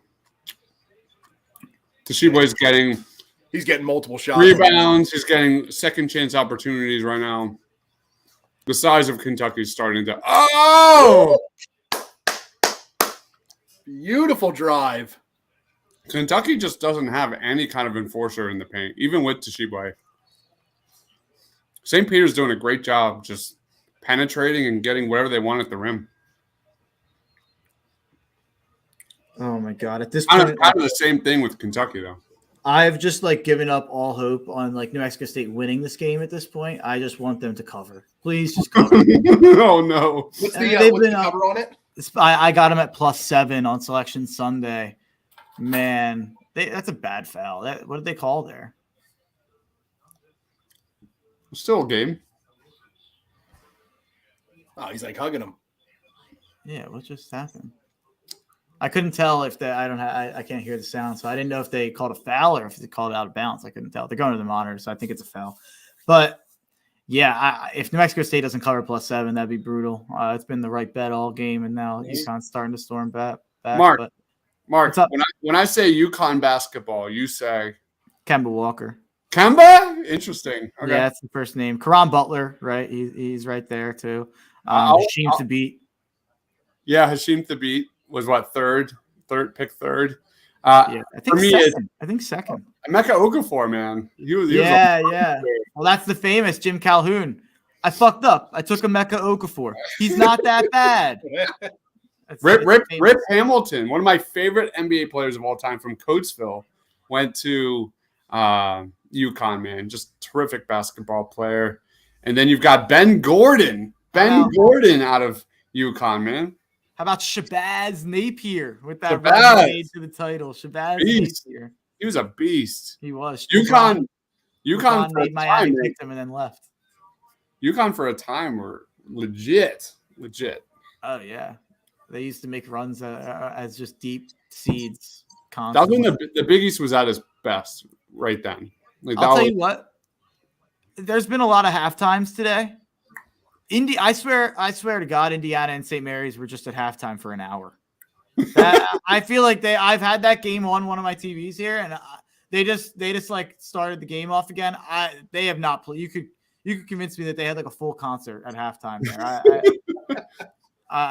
That game has not been played in an hour. But Tracy Jackson Davis, first shot off, not looking good for the Hoosiers. One of my picks here, so that's why I definitely need New Mexico State to cover. Would love to see them win, though.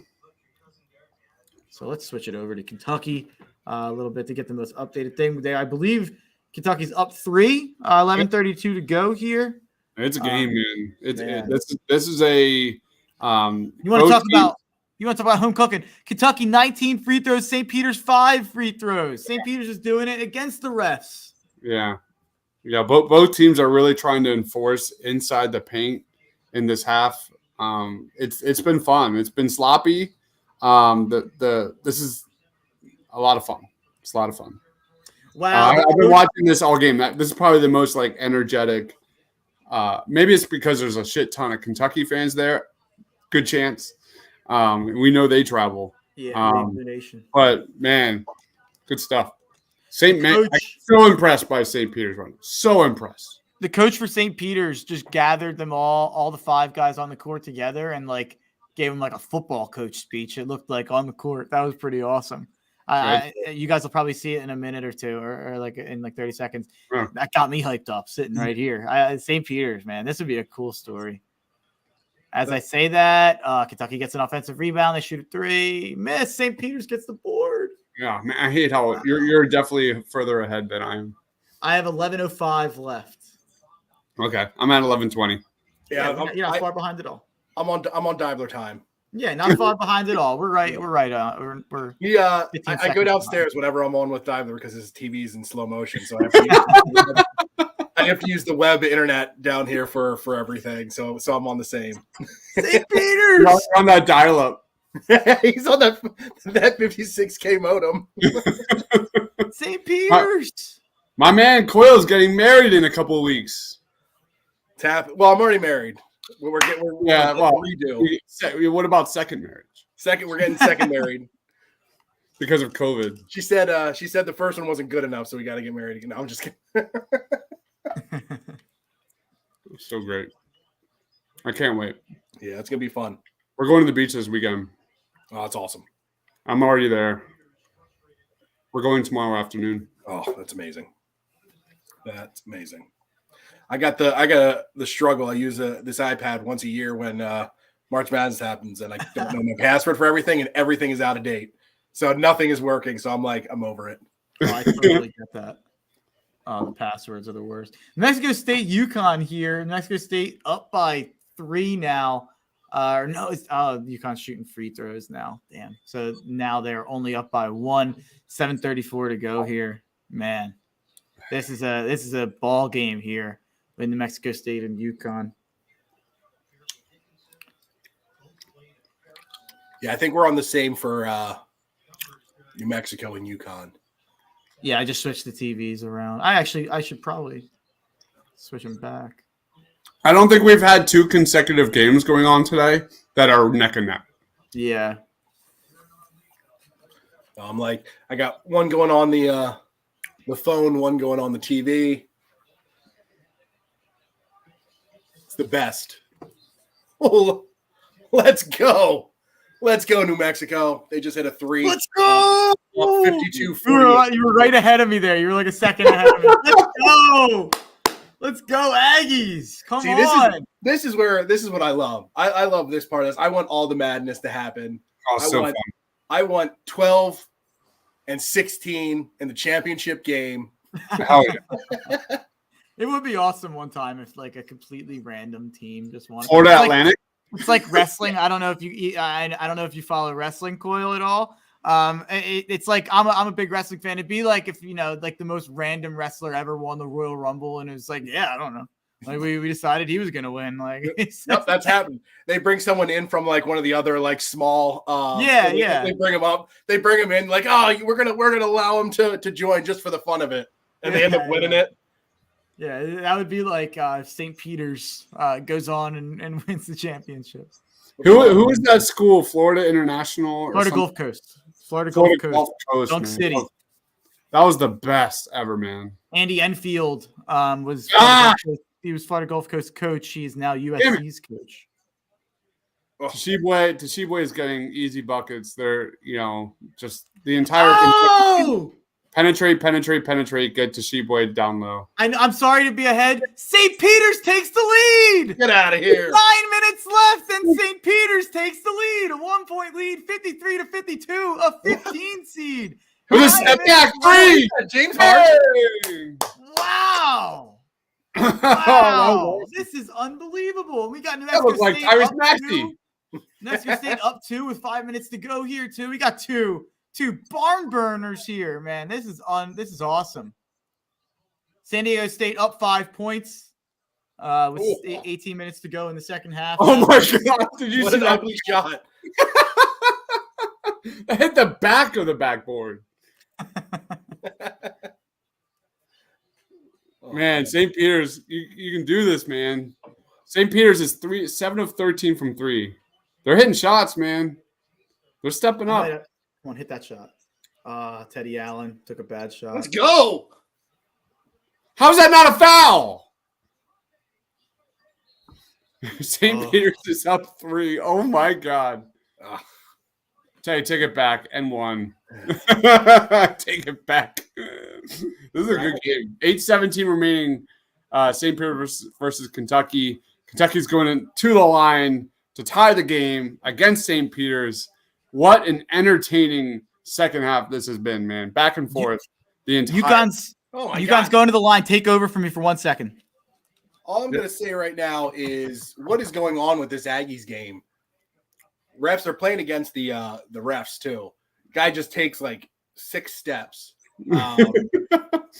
They call a foul against the New Mexico State Yukon line. Mm-hmm. New Mexico up 52-50. Are you kidding me? Yeah, we're in for some great basketball here over the next 15 to 20 minutes. St. Peter's is up 1 here. Looking at New Mexico State. New Mexico State's up 52-51. Is that correct on your end? Yep, 52-51 with 5:08 left. Teddy Allen has 22 points, 8 of 22 from the floor.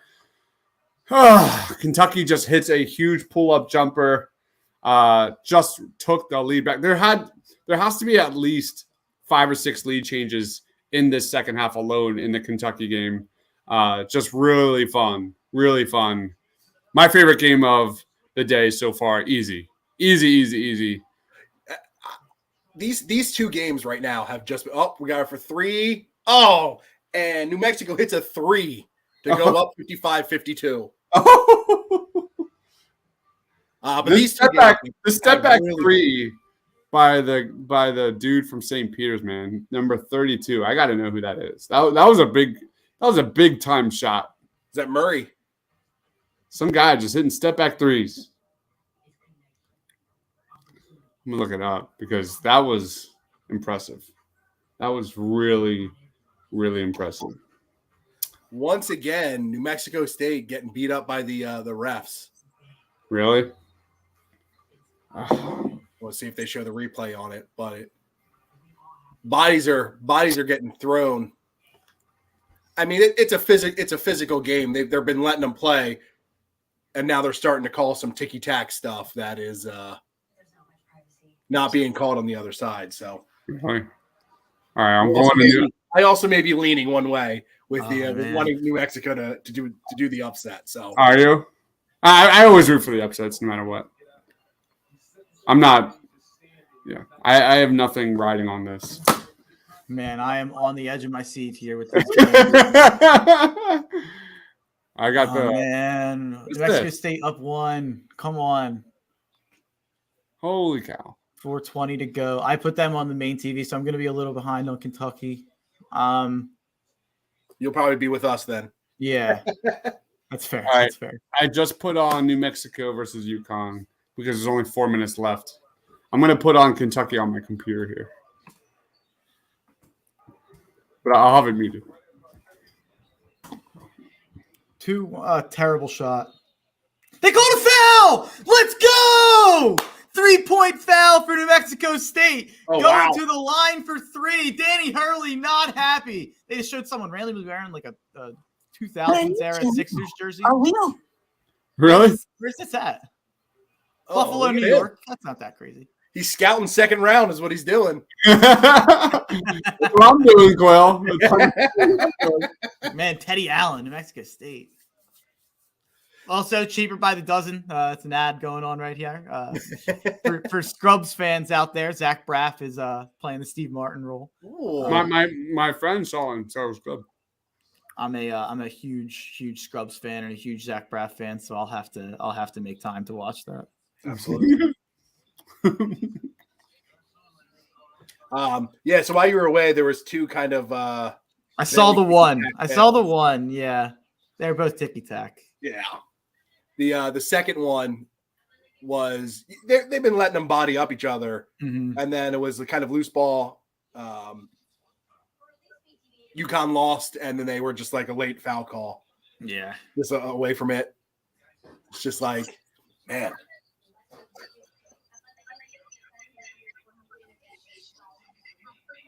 Man, this is awesome. This is great stuff, man. This is what March Madness is all about. I keep saying the same thing over and over again, but I'm just like a kid on Christmas today. Mark, what's up? I gotta ask Mark, what was it like doing your first radio show? Good question. It was fun. I mean, it's like it's always what I've wanted to do. It actually it's funny because when you're planning it out, like I have to plan it kind of like segment by segment a little bit. And on one moment when I'm planning, I'm like, man, that's a lot of talking, just me. And then another moment, I'm like, wait, if you look at the interviews, like the 2 interviews I do, and the commercials, it's like not actually that much talking. So you break it up into segments and stuff like that, and it ended up going by a lot faster than I expected. I had a blast doing it. It was a good time. It's funny what ends up being hard because I'm nervous to have all this information and have everything ready to go. So I'm, all prepared. And what ends up getting me is like pitching the commercial, like stuff like that is what I definitely need to improve on. But, it was my first show. So reading the script of like, blah, blah, blah, blah, blah. Yeah. He wasn't even having me read ads because he was just putting stabs in on the commercials that were basically ads. So he wasn't even having me read ads, but it'd be like, he wanted me to tease the next segment kind of, and it's like, you get finished the thought and it's like, oh crap, we have to wrap up the segment. And it's like, wait, what did I even have for the next segment? And then you look and it's like, how do I segue this? And what I thought I was pretty good on like most of them. There was one that was terrible. I had one terrible segue commercial, and then one that was like, oh, that wasn't that good, but it was fine. I listened to it, man. I thought you crushed it. Absolutely Thanks, crushed it. man. Thanks. It was a good time. I'm definitely excited. This week, No! It's only going to be 90 minutes this week because the Union play at 1 o'clock, so they have a pregame show on Fox PHL The Gambler at 12:30. So Nice. So I'll be going for 90 minutes this week as opposed to 2 hours. 58 game here between Kentucky and St. Peter's, man. This is nuts. Any teases you can give us on what might be coming up? I could give you a tease for 2 weeks from now that a Super Bowl champion Philadelphia Eagle will be coming on the show 2 weeks from now. So what? An Eagle that I'm a huge fan of, not only for his years with the Eagles, but for his off the field stuff. I'll leave it at that, which kind of might give away who I'm talking about a little bit. It might. We might give away who I'm talking about a little bit. There's a lot of people out there that are that's true, doing some stuff. So that's true. Yeah, but that's a big one I'm excited about. And then this week, it's not good because I've been doing so many podcasts and I've been on so many things that I haven't gotten around to scheduling out. I do know I'm going to have Joe Tanzi from Fox PHL The Gambler, really, really smart gambler, awesome. Way smarter than me with college basketball as well. So he'll be helping us out on Saturday, breaking down the second round for Saturday and Sunday after we have the matchup set after today and tomorrow. It'll be fun. I mean, looking at it right now, St. Mary's just absolutely blowing out Indiana. That is not a result that I expected to see, but Indiana has been a little bit of a comeback kid team. So maybe they can make something happen. We got a tie game in St. Peter's, Kentucky. We've got, Creighton down by 7 with 15 minutes to go. And then we've got Yukon down by 4 with the ball with 3:20 to go. Yukon passing it around, 10 seconds on the shot clock, pulling it back out. RJ Cole with the penetration, the floater, and it goes in to go down by 2 with 3 minutes left. Damn, that was a friendly roll for RJ Cole. Didn't mean to rhyme there, but man, he's having a great second half. RJ Cole, he's at 18 points. I think he had 2 points in the first half. So Kentucky just took the lead over St. Peter's. Again, this game has been back and forth and back and forth. I don't think anyone has had a bigger lead than like 4 over the last several minutes. So this is just been an intense game. We've got 2 really ridiculous games going on. Where was this earlier today when I was just hanging out watching basketball? Because this is by far the best 1-2 punch of March Madness so far in round 1. Easy.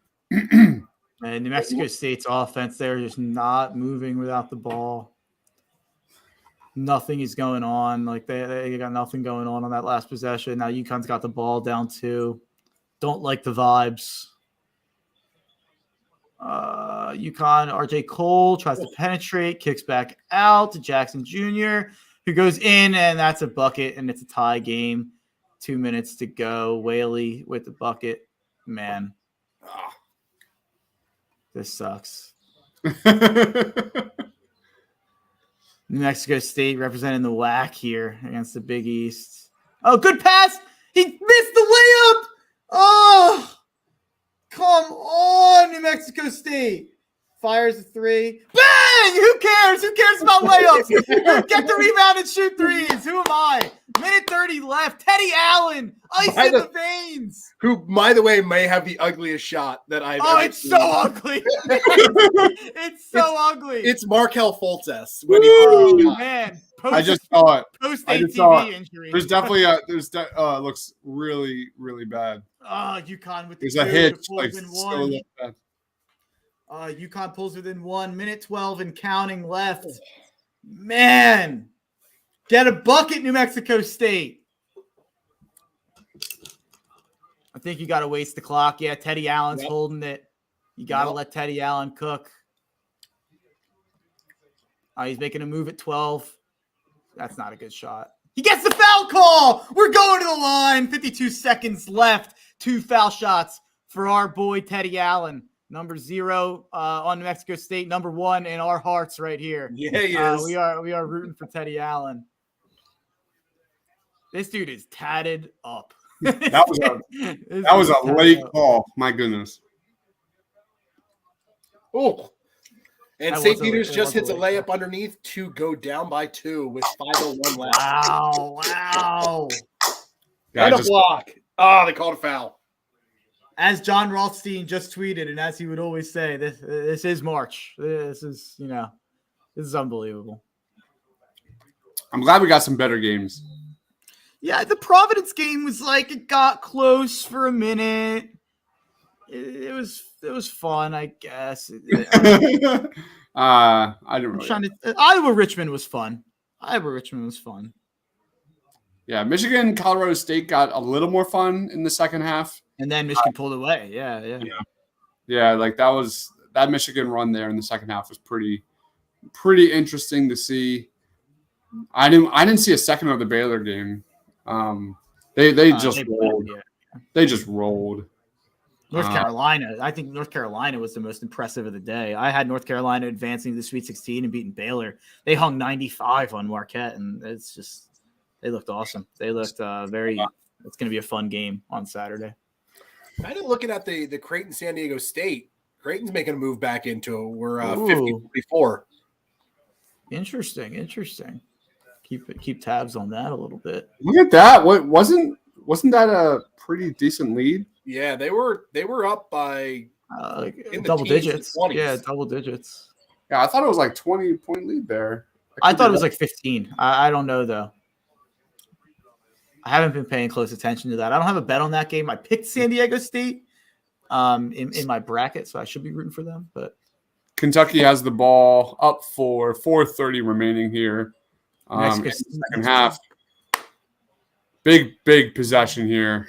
Momentum going a little bit on the Kentucky side. Not fully, but definitely on Kentucky.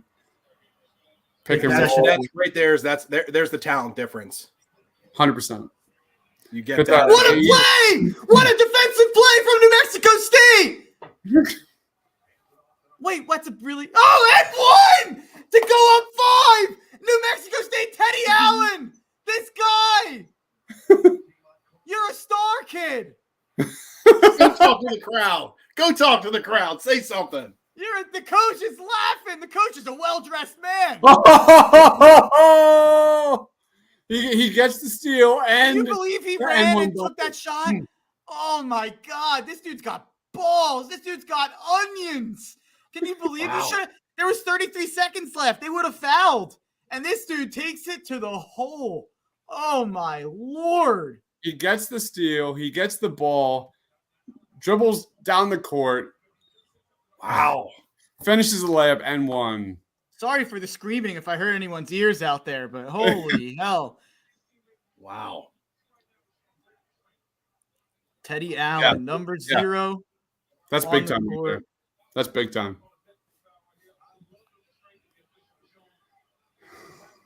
Okay. We could use a guy who's not afraid to shoot on our team. I see you, Teddy Allen. Yeah.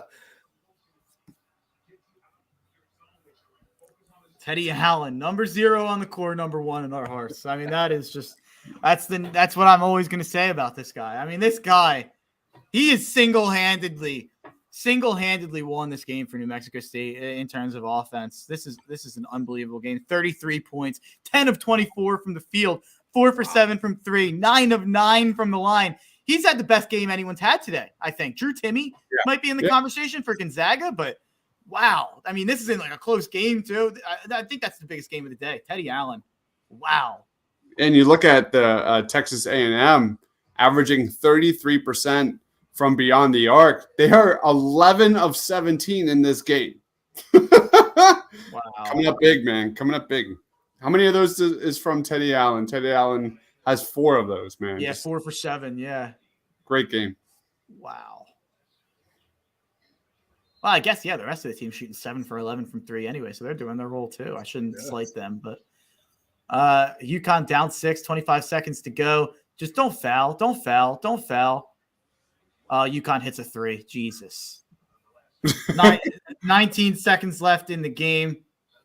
And we've got New Mexico State with a 3-point lead. No turnovers. Get the ball in. Catch the ball. Get fouled. Get it to Teddy Allen so he can shoot the free throws. Ooh. Oh, that's what you love about it, right? Of course, man. This is unbelievable. I got him plus 250 on the money line. I've got him plus 7. Got him in the brackets. This is like this makes up for my idiotic belief in Colorado State to start the day. Did you do the over-under with this one?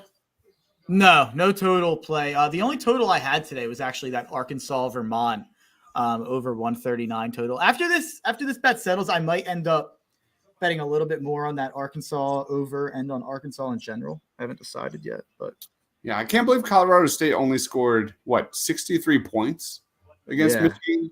Crazy. All right, 62-68. Kentucky has a 6-point lead here. Turnover from the Peacocks. It's not looking good. Not looking good for the Peacocks. This is tough to watch. They've played so hard this entire game. This is something we'll remember. 15 seed giving them trouble. Oh, they're running the football inbounds in Mexico State. They're running routes. What? They're running routes. I love that. They fouled him. Good. Got it to Teddy Allen, too. Dude. Wait, is that Teddy Allen? Yeah, it is. Yeah, it is. I couldn't tell from the side for some reason. I like this head coach. I'm in on New Mexico State's head coach. Who is it? It was a football route. It happens. It's not that rare, but a lot of the older coaches. Howie Roseman's scouting over here too. Chris Jans is this guy's name. I'd probably take any of those guys as my RB1 in this draft. I'm gonna say something that's not very nice about Chris Jans. Chris Jans is 52. That dude looks like he's like 65. I thought he was much older than he was. But I just said I think he's very good. I'm very impressed by his coaching. Love the suit as well. Up 5, New Mexico State, 17 seconds to go. Make them spend some time. Don't foul. Defend the 3-point line. That's all you got to do here, New Mexico State. Come on. Yeah, receiving the backcourt. It's going to take some time off here. RJ Cole dribbling it up, wasting time. They take a bad 3. Air ball. New Mexico State ball. 8 seconds to go. You can cry all you want, Danny Hurley. It ain't going to fix a damn thing. Good old 12-5. Wow. Every time. Oh, is that a cabbage patch from Teddy Allen? The cabbage patch? Uh-oh. Oh, he's doing a peace sign to the Yukon fans. Wow, this guy's got. I love this dude. Woo! Don't get no technical. No, I love it. Love it. Alpha dog, man. He's getting talking to. Wow. He's had the game of his life. Enjoy it. Made the first free throw. Teddy Allen, welcome Pumping to up the crowd. He's giving the Hulk Hogan. This guy is a star. Teddy Allen. Watch out, Arkansas. Or Vermont, whoever wins. Wow.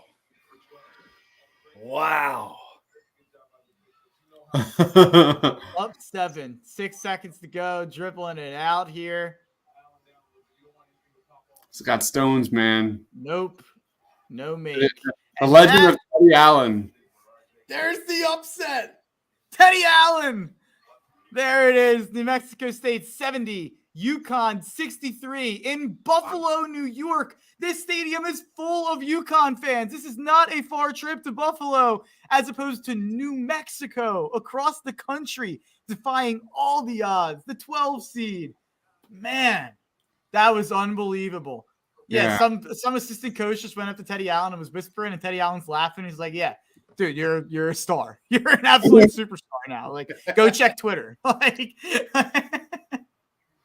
they're interviewing Teddy. I'm turning the sound up. I don't care. Three schools in 3 years. He said bye-bye blue blood about UConn. Wait, what? He said bye-bye blue blood about UConn. They call the premier schools in college basketball blue bloods, for anyone who doesn't know. That's great. This guy's funny. He said first NCAA win in 70 years. Wait, since 1970, not 70 years.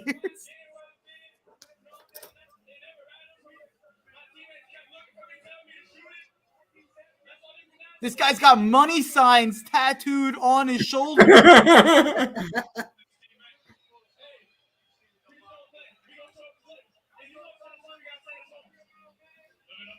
If you want to send us home, you got to send us home. I love it. To be the man, you got to beat the man, Teddy Allen. And you right now are the man, young fella. Let's focus on this Kentucky game now. Wow. He just became a legend. That's a name we'll remember talking about March Madness for years. That's a great name. Yeah, Teddy Allen. Amazing. I got to find my remote. He went from West Virginia to Nebraska to New Mexico State. What is this? Incredible. Why has there been such a long delay in this Kentucky game? I'm switching. Looks like there's a flagrant for Tashibwe? Tashibwe and a player for the Peacocks are in some sort of technical foul, flagrant foul situation. I'm not sure. All right, yeah, it's a flagrant foul situation. I'm changing the channel here. I was too busy watching the number one in our hearts to pay attention. Oh man, dude, this is our guy. All three of us. We all have to for now on extol the virtues of Teddy Allen. Tomorrow, get money signs tatted right here. I love it. But yeah, we're gonna wind down here a little bit. I need to go eat some food after, Teddy Allen's got me feeling some type of way. I feel like I'm drunk after that game. Holy crap. Kentucky, is that a turnover? Yeah, turnover by Kentucky. So St. Peter's getting the ball down 6. We're gonna finish as this Kentucky game finishes. Unless you guys want to keep it going or guys. I'm good. Yeah. Awesome. Yeah. We're going to finish it up at the end of this. I'll be back tomorrow. You guys are more than welcome to join me tomorrow. I think Matt McGinty might join me tomorrow. Dylan might join me again tomorrow.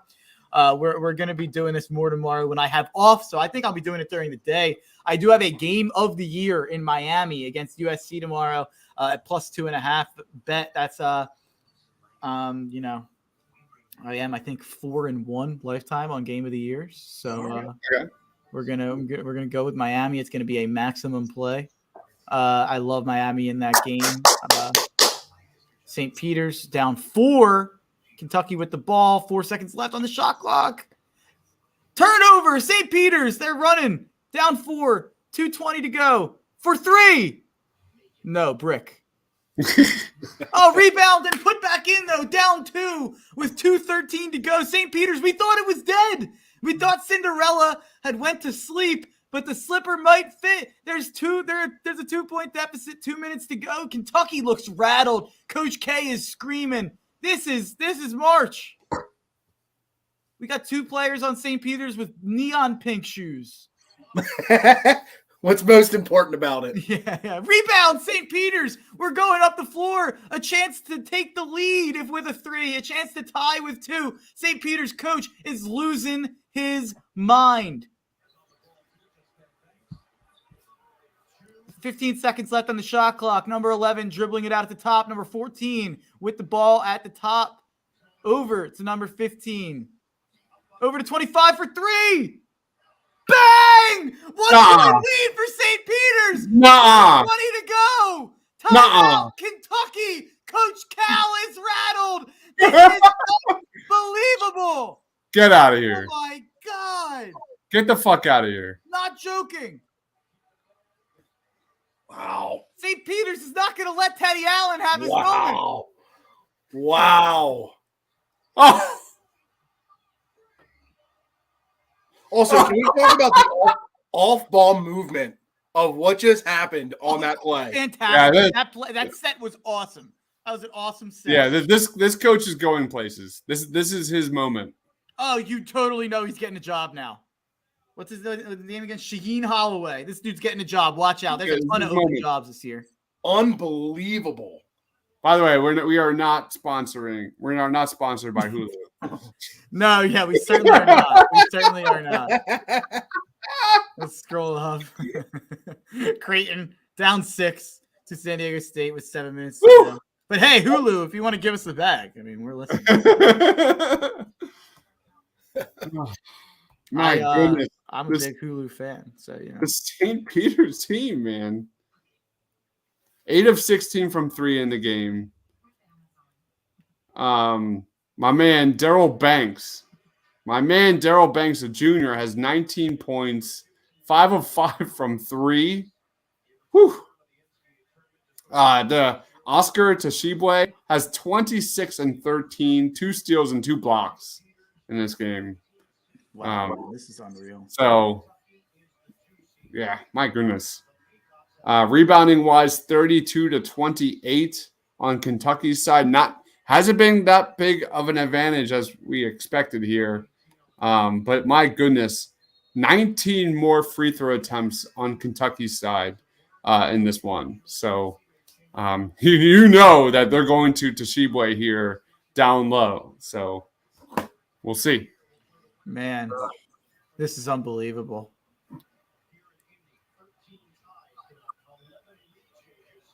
Kentucky dribbling, 1 and 6 seconds left, 15 on the shot clock.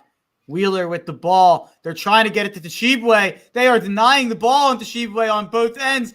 Number 11 on St. Peter's doing a great job. Bad 3 for Kentucky. Tshiebwe gets the rebound, though. Back out to 31 for 3, and he hits it. No! Oh, man. Kentucky takes a 2-point lead after an offensive rebound by Tshiebwe. 47 seconds left. St. Peter's with the ball. Man, that is a buzzkill. That's more of a buzzkill than Buzz Killington for a Family Guy reference there. But man, Kellen Grady, 1 for 8. He just made his first field goal of the game on that 3. Oh, that's a heck of a shot, too. Yeah. Second chance points, man. Come on. St. Peter's for a floater, and it goes in and rattles out the friendly roll. Takes the tie game. Yeah, tie game. 20 seconds left. Shot clock unplugged. Kentucky ball. Coach Cal has his arms flailing. This dude's on the court. Tee him up, ref. 10 seconds left. They just threw an arrow to Coach Cal because he's literally on the court. And 5, 4, he fell. Pass. 3, 2, shot. And he says, we're going to overtime. We've got extra basketball. St. Peter's Peacocks, Kentucky Wildcats, 71-71. We're going to overtime. This is unbelievable. By the way, coach has been on the court the entire second half. I know. That one was bad. They even they drew an arrow at him. That was unbelievable. This is an unbelievable slate of games. Dude. What a decision to come live for the night slate here, Dodge. This is unbelievable. You gotta get some of the clips from the big moments here. Yeah, I will. I definitely will. Is awesome. This has been a blast. Doug Eater, I think his name was, in this to get that floater whatever that was, just dropped in. Probably hit the rim like 3 or 4 times. That was terrific, man. Absolutely terrific. Let's go. And guess what? I got good news. Free basketball. Free Yeah. basketball. You know it's basketball also, at a bargain. You know it's also free?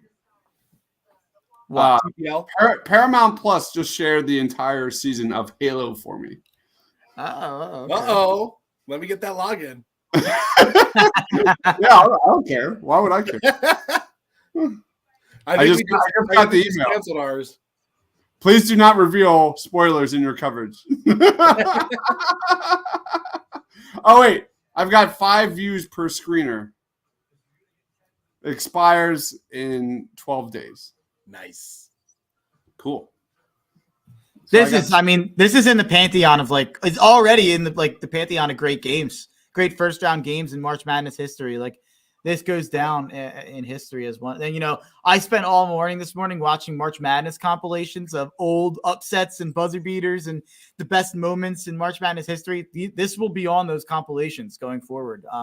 Even if they lose, I think at this point going to overtime with Kentucky, man. This is unbelievable. 5 minutes for the rest of your lives here, St. Peter's. I mean, imagine you're a player on the St. Peter's team. Like I said earlier, you probably don't have much professional aspirations. And I mean, this is the game you'll be talking about for the rest of your life. Not to make it bigger than it is, but that's what it is. That really is what it is. Do you want to go back to class reunions and get free drinks? You're exactly right. Where is St. Peter's? Win some games right now. Win this game and you get free drinks for life. Where is St. Peter's? Where is St. Peter's Peacocks? Jersey City, New Jersey. Okay. There you go. Jersey City. Wow, the Peacocks. Let's find out where the bar's at. Where the bar's at. Oh, I don't know. Did he get in the nuts? Oscar. He's kind of laughing on the ground now. I don't know. That looked like a flop to me. Oscar Tshiebwe just got a foul call. He might have got kneed there, actually, now that I'm seeing the replay. But I don't know if I agree with that call. They were wrestling each other for position down low, and they gave St. Peter a foul. That's a terrible call. They're both going for ball. Yeah, I don't think that's a fair call. But we always knew. We knew that going in. Yeah. That's a basketball play in the air. That's brutal. San Diego State stretching out their lead, by the way, 9-point lead. We said we weren't going to stay for the end of those games. That game might end before this one. 3 minutes, 31 seconds left in that game. 4 minutes, 35 seconds left in overtime for Kentucky. San Diego State looks like they're going to win that game. St. Mary's blowing out Indiana. Embarrassing performance for Indiana. And that's maybe we're not taking St. Mary's seriously enough. Maybe not, not us, but the public. Maybe the public is not taking St. Mary's seriously enough as a 5 seed. Really impressive win there. But we're focusing on Kentucky. They missed the first free throw at the Tshiebwe. Second free throw, misses it as well. St. Peter's gets the rebound. Free Wendy's. Free Wendy's. Ball don't lie. I mean, Kentucky has shot 31 free throws to St. Peter's 10, and we are in overtime tied. This is unbelievable. Unbelievable. St. Peter's has outplayed the Kentucky Wildcats. I don't care what anyone wants to say. The floater, you could have called a foul there, ref. Let's be honest. They didn't call it. Kentucky's on a fast break. Steal! What a steal by 15. Another steal, though, by Kentucky, then right back, and then Tshiebwe puts it back. This is a mess. These teams are tired. Kentucky takes a 2-point lead. Here, I'm going to pause it and be 5 seconds behind, so I'm a little closer to you guys. That would be great. Let's do that. I just got the steal. Also, that steal looked like a foul, by the way. Yeah, totally. A little bit of an arm, taking out some arm. You're not getting ball by going over top of his arm. So now I have 354 and rolling. We're good. We're good. Yeah. I'm at 355. We're good. Cool. Yep.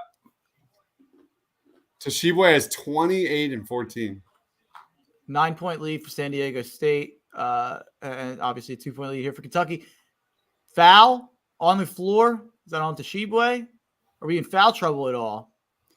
If it was a video game, he would be Ghost of Tsushima. No, it was not the Shibwe. By the way, it's an absolute foul. Absolutely a foul on the steal back. Yeah. Makeup call. It's a terrible makeup call though. On the floor makeup. All right, I'm excited to watch Halo, man. Let's go. I've heard it's really good. The new TV show. I'm in. Fun little action adventure show. All right, I just saw St. Peter's miss a free throw. Yeah, 3:32 and rolling over here. North Carolina dribbling up the court. Kentucky's got 15 seconds left on the shot clock, and Shibwe puts it in. Yeah, that's they 4-point lead. Shit. Come on, guys. 30. All right, gut check time. Gut check time. Well, last time we counted them out at 68-62. Very They true. got right back into it. Really good play. Foul on the pick and roll there. We're going to the line for 2. Come on, you gotta finish that, bro. Yeah. Really wish we could have got an N1 there. Yeah, not great positioning there against the Shibwe on the low block. He's been playing incredible too. Yeah, against, not letting him get the ball. He has. He's been denying ball really well. He 52% foul shooter. He needs some help on the back end when it comes to rebounding, though. Yeah, for sure. Let's go.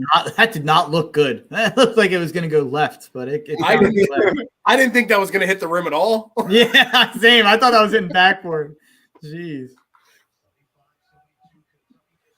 Hey, how do you win games? Making free throws, right? Absolutely right. Ask Jay Wright.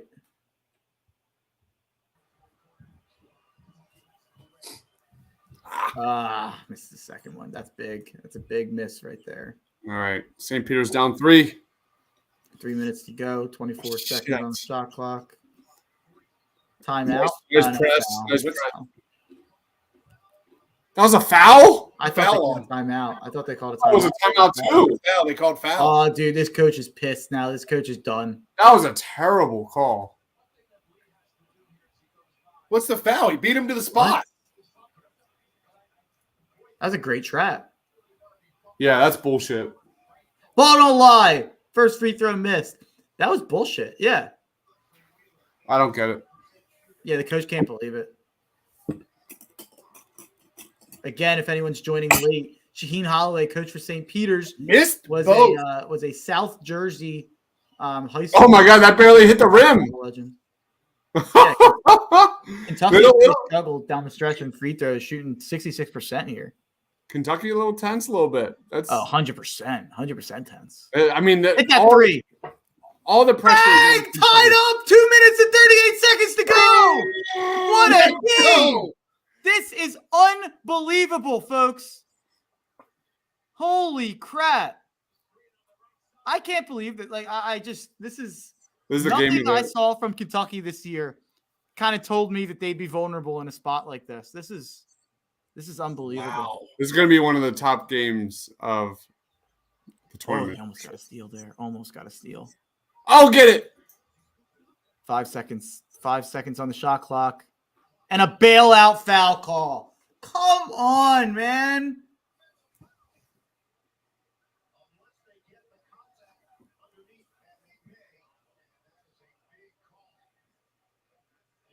They're trying to rob him. I don't know. I think he goes pretty straight up there. Let him play. I think it's into him. it looks like it's the before, which it should be on the floor then. Yeah, agreed. I guess that would be the bonus anyway, but Yeah. makes the first one. Yeah, Davion Mintz a good free throw shooter. So This game's intense. this is. I don't give a crap about St. Peter's, but I feel like I've been rooting for them my entire life right now. Yeah, no, you're a peacock. Ever since like the first half, you've been in though. You were in early. You were impressed early. It was like 18-16, and you're like, I like that. They showed up from the I jump. gotta fly. I gotta fly. Yeah. He's not captain. I want to fly. The largest lead is 6 in this game. That's crazy. No foul call. Good on you, ref. Good job, Stripes. Oh, way to call it both ways. Don't you dare complain about that shit, man. Yeah, way to call it both ways. Way to go, Stripes. By the way, Kentucky's jerseys really nice. Really like Kentucky. Oh, it's jerseys. classic, man. Love the sides. Classic. The racing stripes or whatever you want to call it. Racing flag stripe. I like the St. Peter's jerseys though too. Pretty simple. You got the cursive on the front. I'm a big fan of cursive jerseys. I could do a whole podcast just sitting here talking about all the jerseys in the field. I would let Nike get a little bit of I'd get Nike in there and get some peacock colors going up, you know. Yeah, I agree. Blue and green. Yeah, Oregon them up a little bit. Oh, you can do a lot with some peacocks. My goodness. St. Peter's has a 1-point lead. This is unbelievable. Minute and 1-point lead. Yeah, I should have announced that. I should have got excited for it, but it's a free throw, so it felt anticlimactic. 1-point lead though. Also, we were talking about jerseys, which was way free throw. Oh, bad entry pass, turnover, St. Peter's. Let's go. Caw-caw! I don't even know what a peacock sounds like. What does a fucking peacock sound like? Caw-caw, dookie. Dookie. Oh, really good play. Good. Oh, the layup. 3-point lead for the Peacocks. Minute left, 58 and rolling. We're on the. Oh my God. Calipari. Timeout, and he is livid. He's livid. Oh my God, Calipari going down in round 1. Let's go. What a find by number 11 going out of bounds instead of getting the turnover there. Woo! It looks like this whole house has adopted St. Peter's. The bench mob is dancing. They've got them believing. They have them believing at this site. I wish that I wish I knew where this site was because I'd be able to. Well, it's like essentially Rocky in Russia, and the fans they're believers, right? Or I guess I can't say that word anymore. Yeah. Fun fact: Rocky ended the Cold War. Rocky Balboa. Yeah, that's a fact. If I can change, you're at the Gamebridge Fieldhouse. Whew. This game's intense, man. That was the quickest commercial of all time. Yeah. I like it. The location is Gamebridge Fieldhouse in Indianapolis. Indianapolis. Okay. It's a long way for St. Peter's, folks. If anyone from Jersey City. That can't be that far for Kentucky. No. That's got to be a pretty good draw for Kentucky. Yeah, like you said earlier, Big Blue Nation travels. Oh, my God. They're massive. It's just that all the Kentucky's on the one side, I think. So the side that they were showing was all pumped up with Murray State, or not Murray State people, just people rooting for St. Peter's. I ran into a group of Kentucky fans one time in Charleston, of all places. So random. And they were just such good people. We talked about Kentucky basketball for like 2 hours. It was awesome. I'm always a sucker for Kentucky guard prospects. Oh, hell yeah. It's went well for me a lot. A couple times. Yeah, I loved Maxey. You remember that. I loved Maxey for sure. But I remember. Here we go. I remember watching the draft with you guys and you guys just going nuts over Maxey when he fell. You couldn't believe it fell. It was no. That's going the other way. Yeah, they're reviewing it. Let's go. I think that hit off to Sheepboy. It's off his back. Great block. Oh, I don't know. That's straight block. No, that's off St. Peter's. Yeah, I thought it hit his back. Yeah, that's what they think too, but I don't think it did. Look at my man, this coach of St. Peter's. This is his moment, man. I'm rooting for him. He's called a hell of a game. Oh, that's off his arm. Did it? I couldn't see on that angle. I think it's off his elbow. I saw it poked out from 14. Oh, that might hit his hand, actually. That might hit 12 on Kentucky Brooks's hand. Okay.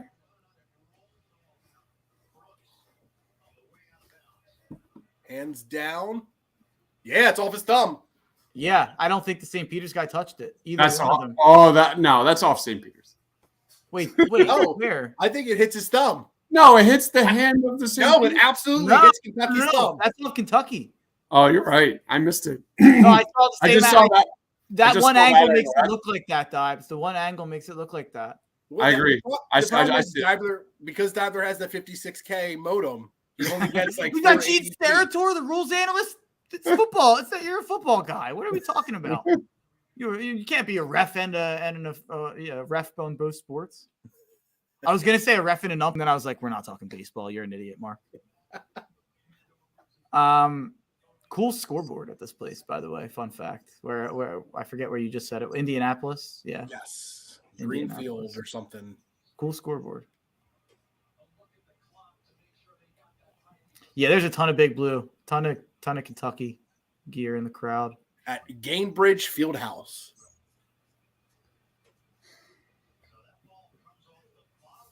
Man, I can't believe this. Also, this game could not be longer. I know. I want double overtime. I'm ready for double overtime. I want St. Peter's to win at this point. I've had my I want them to win. He said I've had my fill. He's like, also, I'm getting hungry. Yeah, I am getting hungry. I haven't had my fill. I haven't had my fill. That's actually the real answer. Creighton back in the game, by the way. Down 2. Creighton's down 2 with a minute left. I did not realize that happened. What? Wow, I have not even looked at that score. That's crazy. Well, all right. I guess I'm throwing that game on.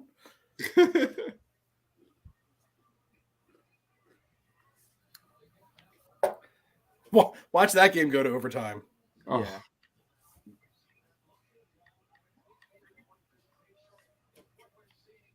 I'm struggling. This app is giving me problems. Come on, March Madness app. This is the only day of the year you matter.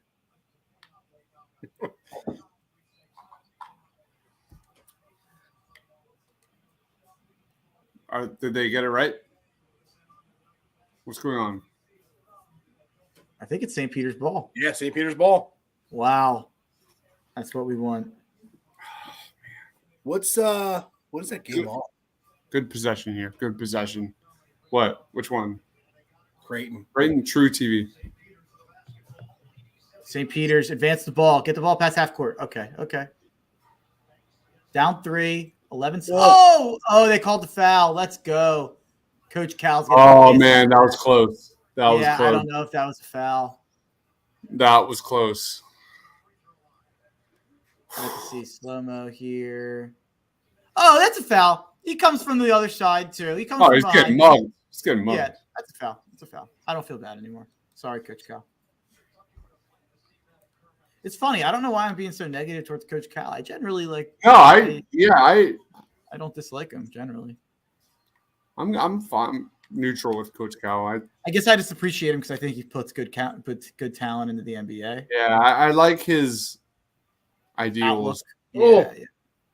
I agree there. Creighton steals. He focuses on pro development versus college development. I agree. That's why I have always kind of not disliked him. Creighton stole the ball, put it in. They called a foul, but they're saying now it's on the floor. They do not. No. Wow. Oh my God.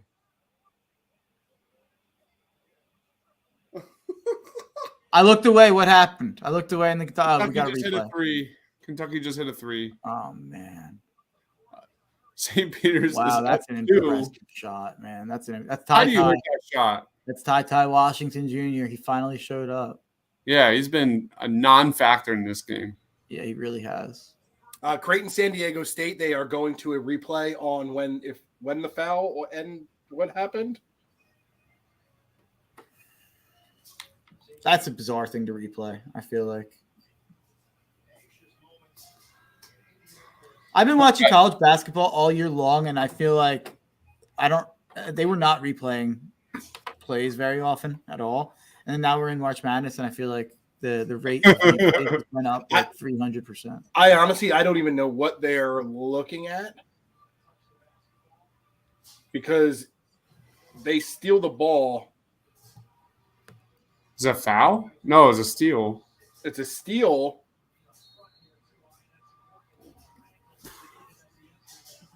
He steals the ball. Oh, that's bull because they're going to say it's a jump ball then. All right, foul. Wow, that's a tough call against Creighton. Kentucky fouls St. Peter's. St. Peter's heads to the line. This is insane. This is the story of the first round right now. Sorry, Teddy Allen. Yeah, Teddy Allen just took a back seat. He was there for a good 30 minutes, though. Not even 10 minutes. It was a great 10 minutes, though. He'll forever be number 0 on the court, number 1 in my heart. Yeah, and I'm no longer getting tattooed of dollar signs on my shirt. We've gotten past that fad. Sorry. Also, these Kentucky players, man, it's like yeah, that sucks. They gotta be dying. Make distance over. Wow. Makes it really tough here. Kentucky down 4, 15 seconds rolling. Ty Washington with the ball. Passes it out to the Tshiebwe. They're wasting too much time for 3. Misses. St. Peter's rebound, and he's fouled. And St. Peter's is going to beat the Kentucky Wildcats, a 15 seed, taking down a 2 seed. See ya, Coach Cal. See ya, Oscar Tshiebwe. It's all about the St. Peter's Peacocks moving on to play the winner of Murray State and San Francisco. Wow, for the people out there who had the guts to take Murray State over Kentucky, you've got to be feeling good about Kentucky getting knocked out in the first round. That's not fair. To show the toddler in Kentucky gear crying. That's a cheap play, CBS. I appreciate it, but that's cheap, CBS. Let's have some class. All I have to say is caw. Doogie. Man. Go Peacocks. Wow. I gotta say right now, St. Peter's has 100% earned this win. Yep. You look at how well they have shot in this game from 3-point range. How many times did this team come back from 4 points, from 6 points in so many different major moments in this game in the second half? There are several moments when Kentucky had all the momentum and St. Peter's has fought and fought and fought. This is a huge moment for the program. This is an even bigger moment for the players. And I'll go even higher for the head coach. This is a major moment for this head coach who drew up some unbelievable play calls to get St. Peter's open looks from 3. And man, just impressive top to bottom. Time out real quick, and I'll get right back to Kentucky. Sadiq Bey for the Detroit Pistons tonight dropped 51 points with 10 rebounds. Get the fuck out of here. He had 10 threes. 51 for Sadiq Bey, Villanova legend. That's crazy. I never thought he dropped 51. I don't believe you. That's insane. That's insane. I can't believe that. My friend just sent that to me. That's unbelievable. But yeah, that's an unbelievable win for St. Peter's. Creighton has the ball, just scored with 11 seconds, tie game. Tie game. Oh my God. Tie game with 11.2 seconds. Timeout San Diego State. Man, I'm all right, I'm turning it on real quick. This night never ends. No, by the way, I'm about to fill my beer up. Wow, man, this is unbelievable. Jesus, what a good, it was a little disappointing here from 12 to about 7 o'clock, but these 7 o'clock games have absolutely delivered, man. Amazing. Yeah, this has been unbelievable. I guess Arkansas is all these games are gonna start late, I think. They have to. Yeah. Wow. Woo! St. Peter's. Arkansas starting right now. I might go buy a St. Peter's jersey. I'm in. Where you said it's New Jersey? Jersey City. Where's Jersey City? That's by the beaches? No, Jersey City is near New York. By New York. Yeah, I think it's by New York City. Yeah. It's basically Rutgers area. I heard Daimler's going there this weekend. No, I've been to Jersey City. It's beautiful. It's like a full-blown city. It's like isn't Jersey City where what's his name's from? The singer. Shore used to live there for Bruce Springsteen. I think Bruce Springsteen's from Asbury Park. I might be wrong. You're right. Yeah, I think he's from Asbury Park. I've been to Jersey City. It's a huge build-up area. It's city life. Arkansas, Vermont off to a 3-3 start in this game. Both hit threes to start the game. Good for my over. And then Vermont goes right down the court, gets blocked. This is not like what I picture Vermont in. I didn't think Vermont was this neon green and yellow kind of, but hey. I feel bad for the cheerleaders being the only ones to wear masks in the entire well, hey, don't forget the mascots. The mascots have masks on too. I saw that. That's funny. That's funny. It's funny. Wait, I thought you were not allowed to call back-to-back timeouts. All right, 9 seconds left here. Creighton has the ball. Crazy, man. Wait. You can't call back-to-back timeouts, right? I think if time. I'm sorry, Texas, San Diego State has the ball. Not. They can because they did it to advance the ball.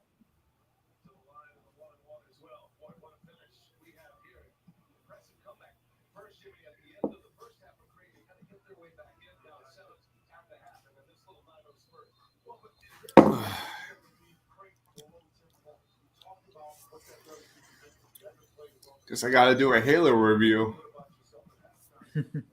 I need to look that rule up. What rule? Back-to-back timeouts? Back-to-back timeouts. But you're saying because they cross half court, they can call it? All right, where are you guys at? I'm at 9 seconds. I'm at 9.1 seconds. I have a feeling I'm going to be a little behind you guys, but that's okay. They're getting ready to inbound the ball on my end. Yep, also about to inbound. They just inbound. All right, I'm a little bit behind you. Now he just got the ball.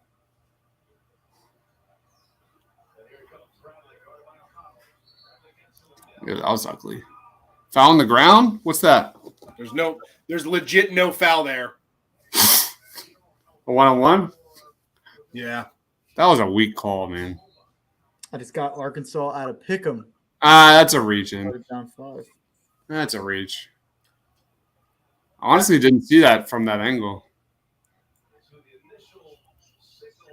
But that didn't lead to him losing the ball, though. No, that's what I'm saying. Like that's not like there's going to be contact. You're in a end of the game situation.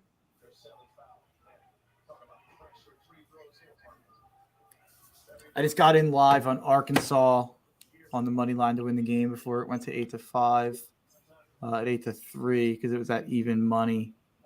I haven't done a lot of live betting. I guess I was talking about the lines here, so I'll throw that out there. I do think Arkansas is going to win this game, folks.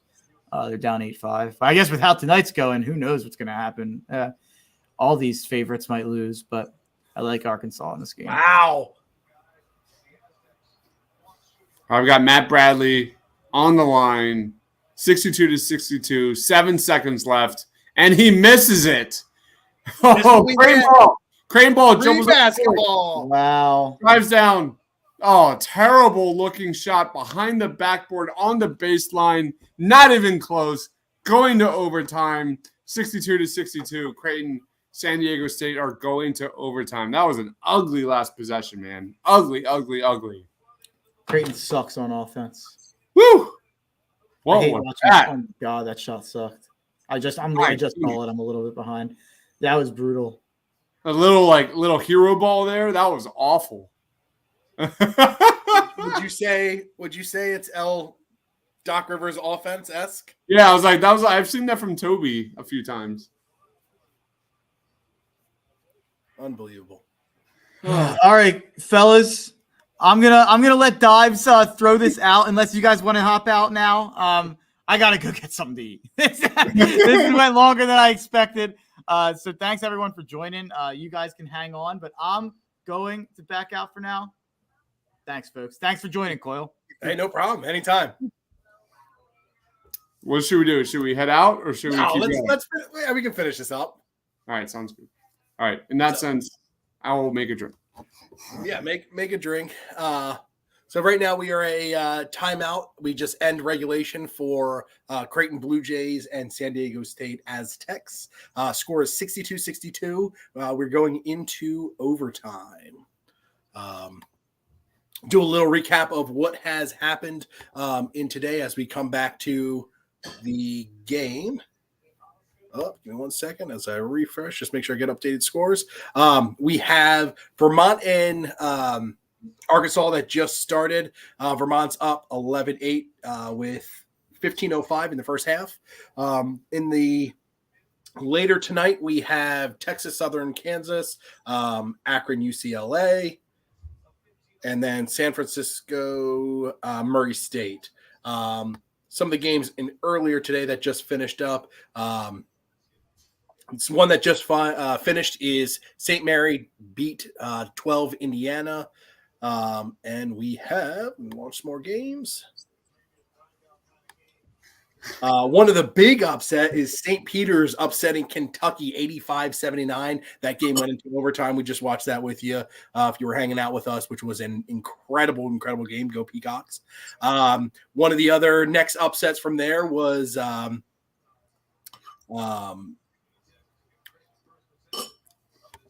at you.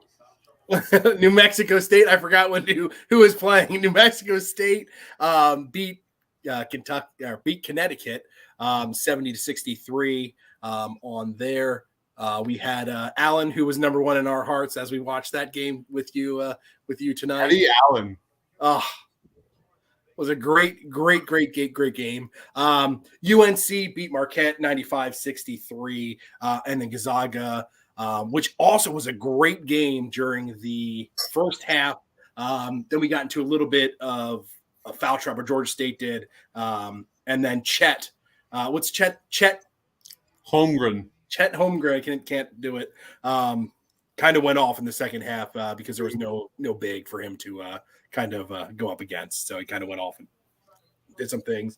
We then had another upset with Richmond beating Iowa 67-63, which went down to the end of the game as well. So that was one of the better games that we got to watch. From there, we got into some other games that were a little bit on the less entertaining side. They kind of who was supposed to win kind of won.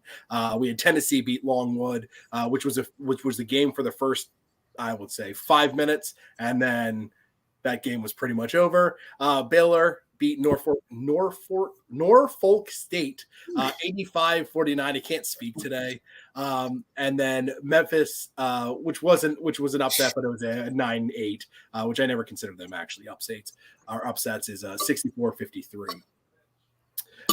San Diego State then also lost to Providence number 4 at 66-57. And then we had Michigan upsetting Colorado State 75-63.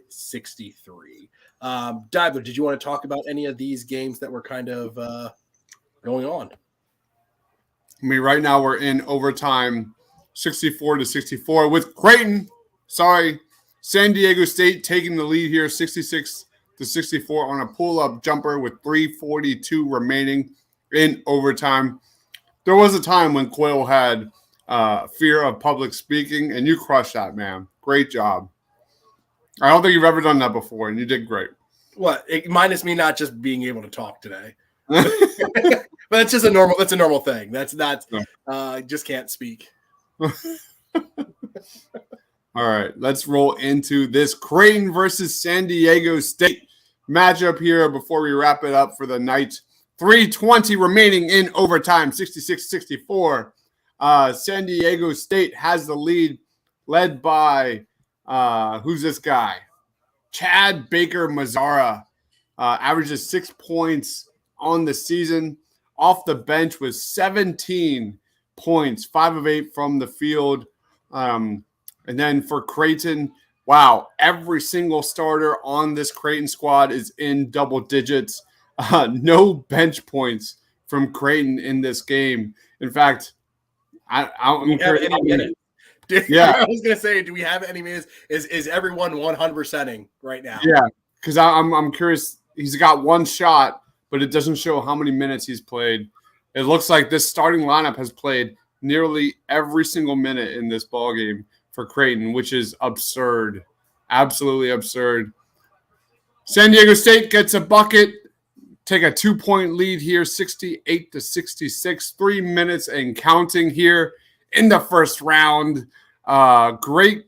Just, I can't speak enough how great this stretch of games have been tonight in the tournament. Man, we are hooping. It looks like one of the Creighton Hold guys on. just went down, grabbing his knees. One of his knee. Oh, no. That's not contact. Was it contact? I didn't see any. He looked like he just went down. It looked like it, too. He looks like he fell, got back up, and went right back down. Those are the worst injuries, man. The absolute worst. He landed on the front of his knee. You're ahead of me. So he got the ball. He landed on his knee.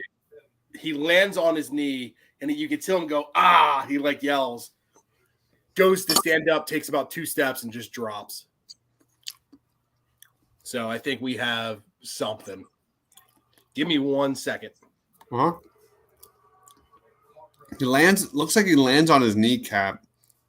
I've done that before, and it like completely makes my entire leg numb. I'm curious if that's what he's dealing with right now. We'll see how bad this is. You see fans in the stadium, teary-eyed. San Diego State's up 2 points here in overtime. This is a tough loss right here. This is a really tough loss. They are calling for help from the bench. This does not look good as we go to a commercial break. Oh, boy. That is not good, guys. That is not good. Right now, we've also got Vermont versus Arkansas going down right now. That is 13-13, a tie game with 12 minutes remaining in the first half. Arkansas and Vermont. So right now we are focused on the game right now, which is Creighton versus San Diego State. Quick timeout or a quick commercial break. We are back. Wow, he literally cannot put weight on his knee. That is hard to watch. That is really hard to watch as the fans applaud as he exits into the locker room. He cannot put weight at all on his left leg. Oh, man. Big moment, man. It's sad to see when you kind of get into a game like this where you're in overtime and you've been playing lots and lots of minutes. We just literally said, like, Creighton has played their starters pretty much the entire game. So who's coming in? Because you look at the starters here, and they've played the bulk of the minutes for Creighton. So it looks like Hawkins is going to be coming in for this game. It looks like they're playing a little bit of a foul game, knowing that they may not be able to defend or they may not be able to do some things on this. So maybe a Ben Simmons Hackaben. Mm-hmm. Now we'll see where we go here. Have a couple with 3 minutes left, and San Diego State misses the free throw here. It's a 2-point game. Creighton dribbles the ball up the court. Little pick and roll. Oh, turnover, sloppy. Goes out of bounds. Oh, no. It's still in bounds. Creighton ball. Pick and roll action again. Little behind the back, step back jumper. It is no good. Goes out of bounds. San Diego State ball. Whoa, was it off San Diego State here? No, it looks like he misses on the replay. Let me know when you go into they're about to inbound it. Yeah, it's not even. He didn't touch that. I'll pause it a little bit. He did not touch that. All right, they're going into. They just called a timeout. Perfect. Turns out I can pause down here, which I didn't realize I was able to do. So all that time, when you said you couldn't pause, and now you can? No, I always pause. When I'm upstairs, I always pause. I didn't realize you could pause down here, but we're normally on the same timeline when I'm downstairs. Yeah. All right. That's a good night. What games do we have coming up? The rest of the night, Kansas. We have Kansas taking on Texas Southern. Kansas is loaded. Then we have. Well, no, Kansas is no, not Kansas. Arkansas is just started with Vermont. Vermont is up 13-8 with 14:28 left. Then Akron versus UCLA is going down tonight. That should be a very good game. And then San Francisco Murray State. And San Francisco Murray State is going to be playing our Peacocks. Mm-hmm. Winner of that. Yeah.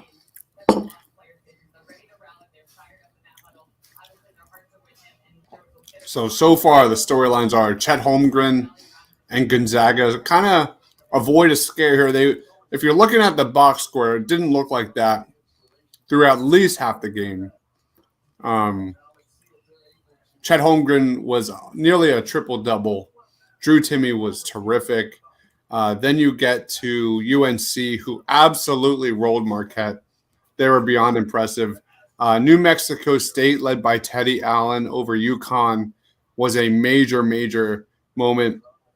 The St. Peter's Peacocks over Kentucky is, for me, the story of the day. And now you have an epic game here. San Diego State versus Creighton, 68-66 in overtime, 2 minutes remaining. Can Creighton pull this off? We will see. So earlier games weren't that impressive, but they have made up for it significantly here in the evening. So 10 o'clock here, East Coast time. Whew. I kind of want to see this Texas Southern Kansas game and just see how really good. Like, that should be a rout. It should. Kansas has a really good player named Ochai Agbaji. Check him out. He's going to be the Sixers aren't going to be able to land him, but we scouted him last year, and he's really interesting. Check him out. Just a guard/wing with really good size that can dribble, shoot, transition, run the court. Very athletic. Great length. Creighton just hits a mid-jump shot going down 1 point, 68-69 with 1:37 left in the game. San Diego State bringing the ball up, starting to get into their offense. Offense is a very much hero ball. Looks like it's just a drive and attack and a great block by the Creighton defender. Rebound, bringing it down. We're starting to see a little bit of some pick and roll action with a wide open layup and end one as the bucket is fouled. We're going to the foul line. Creighton takes the lead 70-69, and they're heading to the line with 1:08 left. Man, with the little flex, with the flex. That was nice finish through contact, man. I don't understand where 99% of the people in the stadium do not wear masks, but the cheerleaders have to wear masks. Yeah. Also, with the contact on that, he went for the contact. He could have laid that up, as an easy layup. He went, got contact, and then was able to put the layup in after to kind of draw that foul. So that was a great, great play by I don't even know there any of these the players. All right, 1 minute remaining here in overtime. San Diego State basketball. Little ISO action, step back, pull up jumper is no good. Creighton rebound. Creighton basketball with 2-point lead here with 39 seconds remaining. Creighton basketball. Dribbling the ball, 18 seconds on the shot clock, 30 seconds, 71-69 lead in overtime, 26 seconds, 10 seconds on the shot clock. Creighton's dribbling the basketball, little ISO ball, dribble, Step back three. It is blocked from San Diego State. San Diego State in transition, dribbles the ball up the court, breaks down his man, goes reverse layup. He misses the layup. It is Creighton with the loose ball. It is out of bounds. And San Diego State basketball. Holy shit. 3.7 seconds left. I can't believe that play of basketball that just happened. Woo! Unbelievable. Absolute. San Diego with the block at the three to get a rush down. Yeah, that was what a defensive play there. To get with the last, not even making sure that a shot gets off, taking a shot, makes an offensive rush, kind of a missed layup, and then just being able to grab rebounds. San Diego had two really good chances there. A reverse layup, and number 33 had just a putback right there. He was right in great position. That led to Creighton trying to get the loose ball, and Creighton, being out of bounds. He was. Half his foot's out of bounds. He's out of bounds. Yep. So Texas, why do I keep calling Texas State? I know. San Diego State basketball with just 3+ seconds remaining here. Woo! Wowzers. So Creighton's up 71-69 in overtime with 4.3 seconds left on the clock. San Diego State is about to inbound the ball. All right, I'm at 4.3. Let me know where you are. So it looks like someone just called a timeout. I believe it was Creighton just called a timeout. I'm at 4.3. I'm hitting pause. I don't know if it actually pauses. Okay. But I may be lying. All right.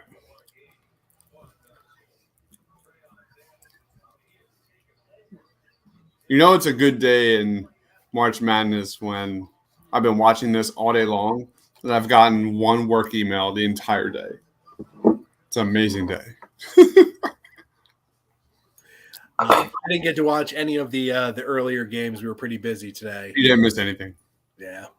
So yeah. I mean, I have highlights up of what's his name? Chet. Of Chet Holmgren. I got highlights of all the top prospects on the channel up from today. Not the last few games because we've been doing this, but I put up like 6 videos. Whoa! All right, hit pause. Where are you? They're just inbounding the ball now. They just inbounded the ball. Oh, no. Steal by Creighton. And a foul on San Diego State. Creighton ball with 0.2 seconds remaining in overtime. People are going nuts. Creighton basketball. 71-69. Creighton has the lead and the ball. San Diego State inbounding the ball, and they set a pick. Bradley just lost the ball. Running off the pick. Wow. The ball, there really wasn't a reach in. He just lost the ball. There was some contact, and no, you can't. No. So there is 0.8 seconds left. We're shooting a free throw.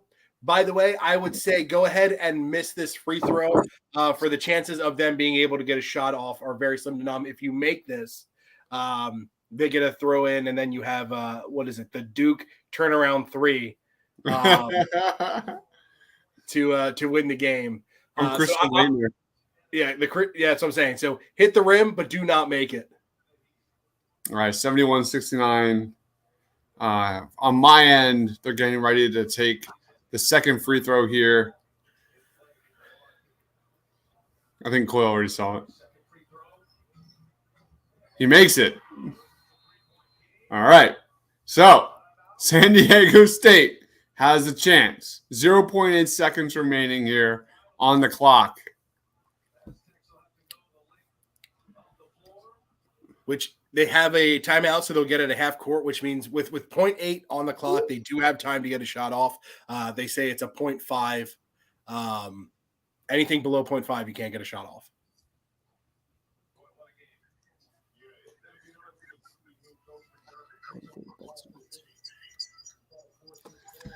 Oh, man. Teddy Allen, Chet Holmgren. Who could it be for San Diego State? The entire St. Peter's. San Diego State. Let's look at the box score. Who's cooking for San Diego State? Not many, just 3 main guys. First up, it is Trey Pulliam, a senior, 6'3" senior. He is shooting 31% from 3. He's got 14 points. We've got Matt Bradley averaging 17 points, who lost the ball in the previous possession. To be honest with you, I'm a coach. I'm going right back at Bradley. You think so? Yeah. Give it to your leading scorer. Well, it's not the leading scorer. Chad Baker's the leading scorer on this team, but I'd go right back at Bradley with him kind of giving up the ball at the end with your opportunity. Give him the chance to kind of make right what he made wrong. I'm just one of those people where it's like it's either going to pay off or it's not going to pay off in that way. But at least he gets his due.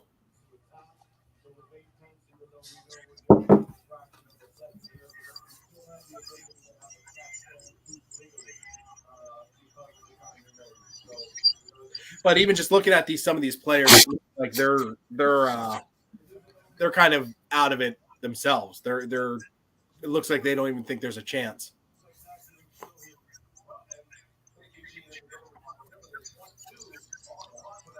All right, we are getting ready here for San Diego State to inbound the basketball. Here we go. 0.8 seconds remaining.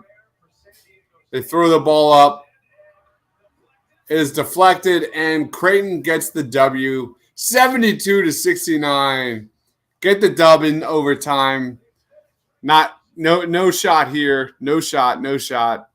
All right, so that is it, man. We made it. I think we're going to end the show here tonight. That was a wild stretch of basketball. I mean, outside of who are some of the, there are a couple of blowouts, but other than that, UNC, yeah, they rolled. UNC did St. Mary's rolled. Outside of that, it's been a great night, man. Yeah, you can't ask for better basketball. I know I'm gonna be catching the Vermont Arkansas game. I want to make sure I turn that on, and then Akron UCLA just started as well, so I'll be able to get to hop in and see some of that stuff that's going on. All right, man. Have a good night, guys. Thank you, everyone, for watching. Like this video if you love the March Madness. For Chris, for myself, stay awesome, everyone.